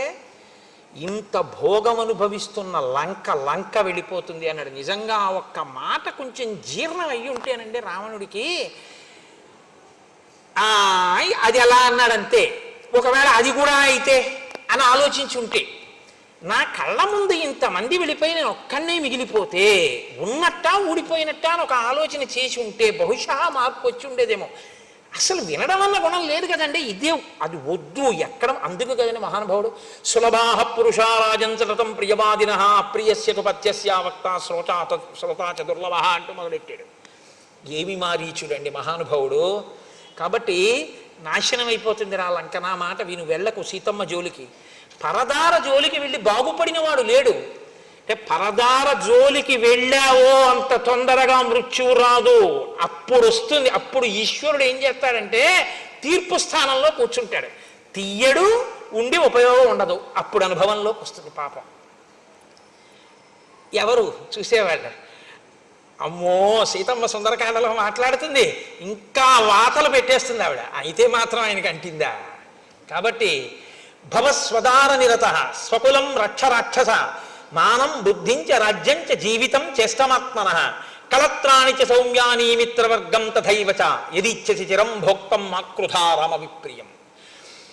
నీ దార యందు, నీ భార్యల యందు నువ్వు తృప్తి పొందు, నీ కులాన్ని నువ్వు రక్షించుకో, నీ యొక్క గౌరవాన్ని నువ్వు కాపాడుకో, నీ బుద్ధిని సక్రమంగా ఉంచుకో, నీ రాజ్యాన్ని కాపాడుకో, నీ జీవితాన్ని కాపాడుకో. కలత్రానికి సౌమ్యాన్ని, నీ యొక్క భార్యలతో నువ్వు సంతోషంగా ఉండాలని నువ్వు కోరుకుంటే, మిత్రవర్గం తథైవచ, నీ మిత్రులు సంతోషంగా ఉండాలని కోరుకుంటే, యదీచ్ఛసి చిరం భోక్తం, నువ్వు చాలా కాలం ఇలా సుఖాలు అనుభవించాలనుకుంటే, మాకృధా రామ విప్రియం, రామునికి మాత్రం అపకారం చేద్దాము అని ఎప్పుడూ అనుకోకు. నేను ఒకప్పుడు మృగరూపాన్ని దాల్చి ఇంకొక ఇద్దరు మిత్రులతో కలిసి రాముడు అరణ్యవాసం చేస్తుండగా వెళ్ళాను. రాముడు కూర్చుని ఉన్నాడు. అప్పుడు నేను అనుకున్నాను, ఇప్పుడు తాపసి కందమూలాలు తింటున్నాడు, చాలా కాలమైంది కదా, అప్పుడు మానవాస్త్రం పెట్టి కొట్టాడని గుర్తు తెచ్చుకుని ఒక క్రూర మృగం రూపంలో ఉన్నాను కాబట్టి ఇప్పుడు నన్ను ఏం చెయ్యగలనని రాముడి మీదకు పరిగెత్తాను. తాపసం నియతాహారం సర్వభూత హితేరతం సోహం వనగతం రామం పరిభూయ మహాబలం. ఆయన బలాన్ని తిరస్కరించి ఆయన మీదకి మృగరూపంలో పరిగెత్తాను. తాపసోయమితి జ్ఞాత్వా పూర్వవైరమనుస్మరం, అప్పుడు నన్ను అస్త్రం పెట్టి కొట్టినటువంటి విషయం నా జ్ఞాపకంలో ఉంది, ఇప్పుడు ప్రతీకారం తీర్చుకుందామని వెళ్ళాను. అభ్యదానం హి సంక్రుద్ధ తీక్ష్ణ శృంగో మృగకృతి, నేను వాడి అయిన కొమ్ములతో మృగరూపంలో ఉన్నానప్పుడు. జింఘాసుర కృత ప్రజ్ఞ తం ప్రహారమనుస్మరన్, పూర్వపు దెబ్బ స్మరించి ఇప్పుడు రాముణ్ణి చంపుదామని వెళ్ళాను. ఆయన ఏం చేశాడంటే వాడి అయినటువంటి బాణములను ఎక్కుపెట్టి ప్రయోగించాడు. నాతో వచ్చినటువంటి వాళ్ళు అక్కడే ఆ బాణపు దెబ్బ గుండెల్ని చీల్చి చంపేసింది. నేను అటు ఇటు తిరిగి ఆ బాణపు దెబ్బ తప్పుకుని పారిపోయించాను. బాణం నాకు తగలలేదు, కానీ ఇహ ప్రవ్రాజితో యుక్త తాపసోహం సమాహిత, ఆ రోజు పారిపోయి వచ్చిన వాడిని అప్పటి నుంచి ఓ పర్ణశాల కట్టుకుని తపస్సు చేయడం మొదలెట్టాను. ఇహ బయటికి వెళ్ళటలేదు. ఎందుకు వెళ్ళటలేదంటావేమో, వృక్షే వృక్షే చ పశ్యామి చీర కృష్ణాజినంబరం గృహీత ధనుషం రామం పాశహస్తం ఇవాంతకం. నేను ఎక్కడికన్నా బయటికి వెళ్ళాననుకో, వృక్షే వృక్షే చ పశ్యామి చీర కృష్ణాజినంబరం, ఇలా తలెత్తి చూస్తే ఏ చెట్టు మీద ఏ కొమ్మ మీద చూసినా సరే నారచీర కట్టుకుని చేతిలో ధనస్సు పట్టుకుని రాముడు కనబడుతూ ఉంటాడు. ఎన్ని చోట్లని పరిగెత్తను, ఎక్కడికి పరిగెత్తినా రాముడే కనబడుతూ ఉంటాడు. అంటే ఆయన భయంతో ఈ స్థితిని పొందిన ఆయనకి మాత్రం రామదర్శనం అవుతోంది. ప్రతి చోట రాముడే కనబడుతున్నాడు. వనం కనబట్టలేదు, రాముడు కనబడుతున్నాడు. విశ్వం కనబట్టలేదు, విశ్వనాథుడు కనబడినట్టు, లోకము స్థానంలో లోకేశ్వరుడు కనపడినట్టు ఆయనకి రాముడే కనపడుతున్నాడు, కానీ భక్తితో మాత్రం కాదు. కాబట్టి ఇహ నాకు వృక్షే వృక్షే చ పశ్యామి చీర కృష్ణాజినాంబరం గృహీత ధనుషం రామం పాశహస్తమివాంతకం. పైగా ఎలా కనపడుతున్నాడో తెలుసా, చేతిలో యమపాశం పట్టుకున్నటువంటి యమధర్మరాజు గారు ఎలా ఉంటాడో అలా కనపడుతున్నాడు. అంటే ఎప్పుడు కనపడ్డా రాముడు ప్రసన్నమూర్తిగా మాత్రం కనపడలేదు, క్రుద్ధుడై కనపడ్డాడు. ఆయనకి కోపంతో కనపడ్డాడు, రౌద్రంగా కనపడ్డాడు. అంటే ఈయన చాలా భయంతో కూడినటువంటి స్థితిలో ఉన్నాడు తప్ప తక్కువేమి మనకు రాముండొక్కడుండు వరకు అన్న స్థాయిని మాత్రం పొందలేకపోయాడు. అంటే గతం యొక్క అనుభవాలు ఇంకా ఈయన్ని వెంటాడాయి. అపి రామసహస్రాణి భీత పశ్యామి రావణ రామభూతమిదం సర్వం అరణ్యం ప్రతిభాతిమే. నాకు అపి రామ సహస్రాణి, సహస్రాణి అంటే 1000 అని కాదు, అనంతం. నాకు ఎక్కడ చూసినా రాముడే. ఆ రాముడిని చూసి భీత పశ్యామి రావణ, నాకు భయం వేసేస్తుంది. రామభూతమిదం సర్వం అరణ్యం ప్రతిభాతిమే, అరణ్యమంతా రాముడే, కొమ్మలు రాముడు. అదేంటి ఏదో సర్వం రామమయం అంటారు చూసారా, అసలు అలా కనపడింది మారీచుడికొక్కడికే. రామభూతమిదం సర్వం అరణ్యం ప్రతిభాతిమే, నాకు ఈ అరణ్యం అంతా రాముడై ప్రకాశిస్తోంది. నాకు ఇంకా చెట్లు, కొండలు, గుట్టలు, ఏర్లు, సెలయేర్లు, నదులు, నదములు ఇవేం నాకు కనపడవు, నాకు అన్నీ రాముడే. కాబట్టి నాకు భయం. ఇది ఎక్కడ వరకు పోయిందో తెలుసా? పడుకుందామంటే దృష్ట్వా స్వప్నగతం రామం, కల వస్తే రాముడు వస్తాడు. కల దాటితే కదా సుషుప్తి. జాగ్రత్త నుంచి స్వప్నావస్థ, స్వప్నావస్థ నుంచి సుషుప్తి. అసలు నిద్రపోదామంటే రాముడే. అందుకని నేను నిద్రపోయి చాలా కాలం అయింది. పోనీ జాగృతిలో ఉంటే రాముడే. కాబట్టి ఇప్పుడు నేను రాముడి నుంచి తప్పించుకోగలిగిన స్థితిలో లేను. నేను ఎప్పుడూ రాముడు అలా చూస్తూ ఉంటాడు, నాకు అటువంటి రాముడు కనపడుతూ ఉంటాడు. నేను అలాగే భయం భయంగా ఒక చోట నక్కి ఉంటాను. నాకు ఎంత భయం పట్టేసిందో తెలుసా రాముడంటే? రావణ రకారాదీని నామాని రామత్రస్తస్య రావణ రత్నాని చరధాశ్చైవాత్రా సంసంజనయంతిమే. నా దగ్గరికి ఎవరైనా వచ్చి రాతో మొదలెట్టినటువంటి అక్షరంతో ప్రారంభమైన పదాన్ని పలకబోయి రత్నం అందామని అన్నారనుకో, నేను పారిపోతాను. రామ అంటాడేమో తర్వాతని. రత్నాని చ రథాశ్చైవ, రథం అందామని రా అన్నాడు అనుకోండి, నేను పారిపోతాను. ఎందుకంటే తర్వాత మా అంటాడేమో అని భయం. నాకు రా అని వినపడితే పారిపోతున్నాను. నాకంత భయం పట్టేసిందయా. నాకు రామ అంటే భయం, రాముడే నాకు కనపడుతూ ఉంటాడు. నాకు ఇంకేం కనపట్టలేదు వచ్చిన బాధ. నాకు చెట్లు పుట్టలు ఏం లేవు, అన్ని రాముడే. అది ఎలా పాశహస్తమివాంతకం, చంపేసేటటువంటి యముడిలో కనపడుతూ ఉంటాడు నాకు. కాబట్టి అయినా నేను తెలియక అడుగుతాను, రావణ మీ చెల్లెలు ముక్కు చెవులు కోసేశారు, ఖరదూషణాదుల్ని చంపేశాడు, ఉత్తిని చంపేశాడని చెప్పావు కదా, ఏ పని లేకుండా చంపేశాడన్నా నేను చెప్పనా యథార్థం ఏమిటో? ఇది శూర్పణకాహేతో జనస్థానగతకర అతివృత్తో హతపూర్వం రామేణ కృష్ణకర్మణ అత్ర బ్రూహి యథాతత్వం కో రామస్య వ్యతిక్రమ. ఈ ఖరదూషణాదులనేటటువంటి వాళ్ళు మర్యాదని మరిచిపోయి రామచంద్రమూర్తికి ఇంతమందిని కలిసి యుద్ధానికి వెడితే రాముడు 14,000 మందిని యుద్ధంలో తెగటార్చాడు. శూర్పణక యుక్తాయుక్త విచక్షణ మరిచిపోయి రాముడి దగ్గరికి వెడితే ముక్కు చెవులు కోశాడు తప్ప అసలు విషయం తెలుసుకోకుండా నీ ఇష్టం వచ్చినట్టు మాట్లాడతాయండి. తప్పది. రాముడి దోషం ఏముందని ఇవాళ రాముడి భార్యను అపహరిస్తానంటున్నావు? నువ్వు అలా మాట్లాడకూడదన్నాడు. అసలు నిజంగానండి కుండ బద్దలగొట్టినట్టు అంటారు చూసారా, అంత స్పష్టంగా మాట్లాడేశాడు. ముందే చెప్తాడుగా, వక్తా శ్రోతాచ దుర్లభ. వినకపోవడం ఎంత ప్రమాదం తెస్తుందో మీరు రావణుడి వైపు చూడాలి. రావణుడు చూడండి ఎలా మాట్లాడతాడో. తం పద్యహిత వక్తారం మారీచం రక్షసాధిప అబ్రవీత్ పరుషం వాక్యం అయుక్తం కాలచోదిత. కాలుని చేత చోదితమైన వాడు అంటే యమధర్మరాజు గారి చేత గ్రసింపబడడానికి సిద్ధంగా ఉన్నవాడికి మంచి మాట తలకెందుకు ఎక్కుతుంది? కాబట్టి ఎక్కలేదు. వాక్యం నిష్ఫలమత్యర్థం ఉక్తం బీజ మివోషరే. ఉషర క్షేత్రంలో పడినటువంటి విత్తనం ఎలా మొలకెత్తదో అలా మారీచుడు ఇంత కష్టపడి చెప్పినా రావణాసురుడి తలకెక్కలేదు. స్త్రీవాక్యం ప్రకృతం శుత్వా వనమేక పదే గతః. రాముడి గురించి అంత గొప్పగా చెప్తాయంటే, ఒక ఆడదాని మాట విని వెంటనే హఠాత్తుగా లేచి అయోధ్య విడిచిపెట్టి అరణ్యవాసానికి పోయినటువంటి ఉద్రేకం ఉన్నవాడు రాముడు అంటే. అవశ్యంతు మయా తస్యా సంయుగే కరగాతినః ప్రాణై ప్రియతరా సీత హత్తవ్యా తవ సన్నిధౌ. ఖరదూషణాదుల్ని సంహరించినటువంటి ఆ రాముడికి సరైనటువంటి శిక్ష ఆయన ప్రాణ సమానమైనటువంటి సీతని అపహరించడమే. అది కూడా నీ సమక్షంలోనే జరగాలి. అంటే నువ్వు నాకు ఉపకారం చేసి తీరాలి, చుక్కల జింకగా రావాలి. నా మాట వినద్దనుకుంటున్నావేమో. పంచరూపాణి రాజానో ధారయంత్యమితేజసౌః అగ్నేరింద్రస్య సోమస్య వరుణస్య యమస్య చ ఔష్ట్యం తథా విక్రమంచ సౌమ్యం దండం ప్రసన్నతాం.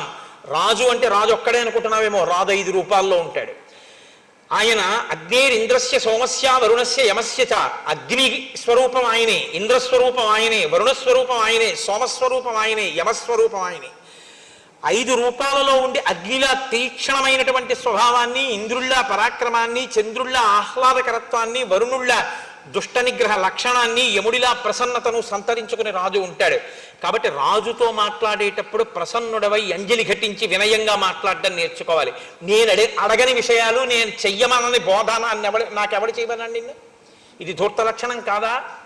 కాబట్టి నేను అడగంది నువ్వు ఎందుకు మాట్లాడుతున్నావు? మాట్లాడేటప్పుడు భక్తి శ్రద్ధ అవసరం కాదా? నేను పోతాను, నా రాజ్యం పోతుంది, లంక పోతుంది, ఇవే నువ్వు ప్రభువుతో మాట్లాడవలసిన మాటలు? నేను ఏది చెప్పానో అది నువ్వు చేయి చాలు. సంవర్ణస్త్వం మృగో భూత్వా చిత్రో రజతబిందుభిః ఆశ్రమే తస్య రామస్య సీతాయాః ప్రముఖేచర ప్రలోభయిత్వా వైదేహీం యథేష్టం గంతుమర్హసి. నువ్వు నేను చెప్పినట్టుగా బంగారు చుక్కలు కలిగినటువంటి మృగంలా వెళ్ళి సీతమ్మ తల్లి యొక్క సమీపంలో కదలాడు. రామచంద్రమూర్తి నిన్ను వేటాడడం కోసం వస్తారు. ఆ తర్వాత నేను సీతాపహరణం చేస్తాను, బతికితే నీ ఇష్టం, ఎక్కడికైనా పో. అపక్రాంతే తు కాకుచ్చే దూరం యాత్వాప్యుదాహర హాసీతే లక్ష్మణేత్యేవం రామవాక్యానురూపకం. రామచంద్రమూర్తి కంఠం ఎలా ఉంటుందో అలాంటి కంఠాన్నే నువ్వు అనుకరిస్తూ హా సీత, హా లక్ష్మణ అని దూరంగా వెళ్ళిన తరువాత అరవాలి. అరిస్తే రాముడికి అపకారం జరిగిందనుకుని లక్ష్మణుడు వెళ్ళిపోతాడు. లక్ష్మణుడు వెళ్ళిపోతే నేను సీతను అపహరిస్తాను. అపక్రాంతే చ కాకుచ్చే లక్ష్మణే చ యథాసుఖం ఆనయిష్యామి వైదేహీం సహస్రాక్ష శచీమివ. ఇంద్రుడు శచీదేవిని ఎలా తీసుకెడతాడో అలా నేను లక్ష్మణుడు దూరంగా వెళ్ళిన తర్వాత సీతమ్మని తీసుకెడతాను. రాజ్యస్యార్థం ప్రయచ్చామి మారీచ తవ సువ్రత. నువ్వు ఈ పనికాని చేసి పెడితే నీకు రాజ్యంలో సగభాగం ఇచ్చేస్తాను అని. రావణుడు మాట్లాడడం అంటే ఎలా ఉంటుందో చూడండి. మాట విననివాడు మాట్లాడడం అంటే ఎలా ఉంటుందో అద్భుతం. రావణుడి నోటి వెంట వచ్చినటువంటి ఈ మాటని వాల్మీకి మహర్షి మనకు అందించడం. ఆసాద్యతం జీవిత సంశయస్తే మృత్యుర్ధ్రువో హ్యద్యమయా విరుధ్య ఏతద్యథావత్ ప్రతిగృహ్య. ఆ సీత హా లక్ష్మణ అన్నాక లక్ష్మణుడు వెళ్ళిపోయాడు అనుకో, నువ్వు చచ్చిపోవాలని నేను ఎందుకు కోరుకుంటాను? సీతమ్మను అపహరించి తీసుకెళ్ళిపోతాను, పైగా బతికున్న నీకు అర్ధరాజ్యం ఇస్తాను. నువ్వు నీ చెప్పిన పని చెయ్యనన్నావు అనుకో, ఇప్పుడే చంపేస్తాను. కాబట్టి చచ్చిపోవడం ఖాయం నీకు రెండు రకాలుగా. ఒకటి నా చేతిలో అన్నా చచ్చిపోవాలి, రెండు రాముడి చేతిలో అన్నా చచ్చిపోవాలి. రాముడి చేతిలో చచ్చిపోతావా, నా చేతిలో చచ్చిపోతావా? రెండు. రాముడి దగ్గరికి వెడితే బతకచ్చేమో, ఇంతకన్నా ఇంకో మాట ఉండదు. ఎందుకో తెలుసా? రాముడి దగ్గరికి వెడితే ఇంకా జింక వేషంలో సీతమ్మ తల్లిని లోభ పెట్టడానికి వచ్చిన మృగము అని ఆయన కంఠాన్ని అనుకరించి పలికిన తరువాత ఆయన బాణం వేస్తే బతికుంటాడా? కాబట్టి ఇవ్వబడినటువంటి అవకాశం ఏమిటంటే నా చేతిలో చస్తావా, రాముడి చేతిలో చస్తావా. మారీచస్య మహాత్మనః ఏం కోరుకుంటాడు? రాముడి చేతిలో చచ్చిపోవడాన్నే కోరుకుంటాడు. చచ్చిపోవడం అన్నది ఎలాగో తథ్యం, ఈ రాముడి చేతిలో ఎందుకు చావు? కాబట్టి ఆఖరి అవకాశంగా ఇంకొక మాట చెప్పి చూస్తాను ఏమంటాడో. కాబట్టి పాపం మారీచుడు మళ్ళీ 4 మంచి మాటలు మాట్లాడడం ప్రారంభం చేశాడు. ఆ మంచి మాటలు ఏమిటో ఏదో గబగబా చెప్పేయడం నాకు ఇష్టం లేదు. ఎందుచేతనంటే మారీచుడి మాటలు అంటే అత్యద్భుతం ఆ మాటలు. కాబట్టి రేపటి రోజున నేను ఆ మిగిలినటువంటి మాటల్ని చెప్పి మిగిలినటువంటి కథాక్రమాన్ని రామచంద్రమూర్తి ఎంతవరకు పలికిస్తే అంతవరకు రేపటి రోజున పలికేటటువంటి ప్రయత్నం చేస్తాను. మనం పెట్టుకున్నటువంటి ఆచారాన్ని అనుసరించి ఒక 11 మాటలు రామచంద్రమూర్తి యొక్క నామాన్ని పలుకుతాం.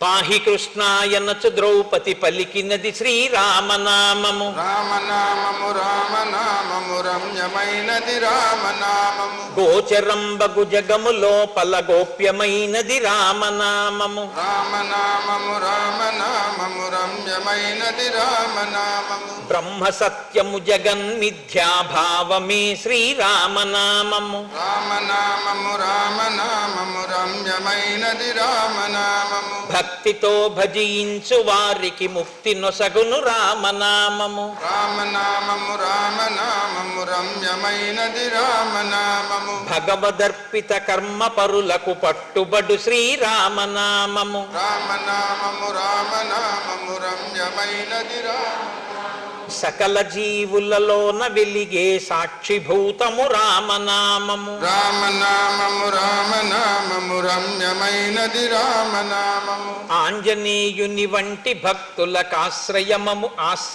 శ్రీరామనామము. రామనామము రామనామము రమ్యమైనది రామనామము. రాకడయు పోకడయు లేనిది రమ్యమైనది రామనామము. రామనామము రామనామము రమ్యమైనది రామనామము. సోమ సూర్యాదులను మించిన స్వప్రకాశము రామనామము. రామనామము రామనామము రమ్యమైనది రామనామము. దాసులను రక్షించ దయగల ధర్మనామము రామనామము. రామనామము రామనామము రమ్యమైనది రామనామము. పరమపదమును చేరుటకు మరి దారి చూపునది ఈ రామనామము. రామనామము రామనామము రమ్యమైనది రామనామము. తల్లి వలె రక్షించు సుజనుల నెల్ల కాలము రామనామము. రామనామము రామనామము రమ్యమైనది రామనామము. మంగళంబగు భక్తితో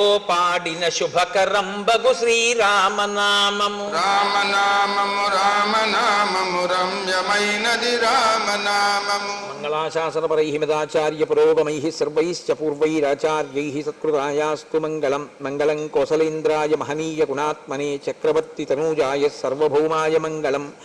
ఉమాకాంతాయ కాంతాయ కామితార్థప్రదాయినే శ్రీగిరీశాయ దేవాయ మలినాథాయ మంగళం. కరచరణకృతం వా కర్మవాక్కాయజం వా శ్రవణనైనజం వా మానసం వాపరాధం విహితం వా సర్వమేత్తక్షమస్వ. శివ శివ కరుణాబ్ధే శ్రీమహాదేవ శంభో. సర్వం శ్రీ ఉమామహేశ్వర పరబ్రహ్మార్పణమస్తు.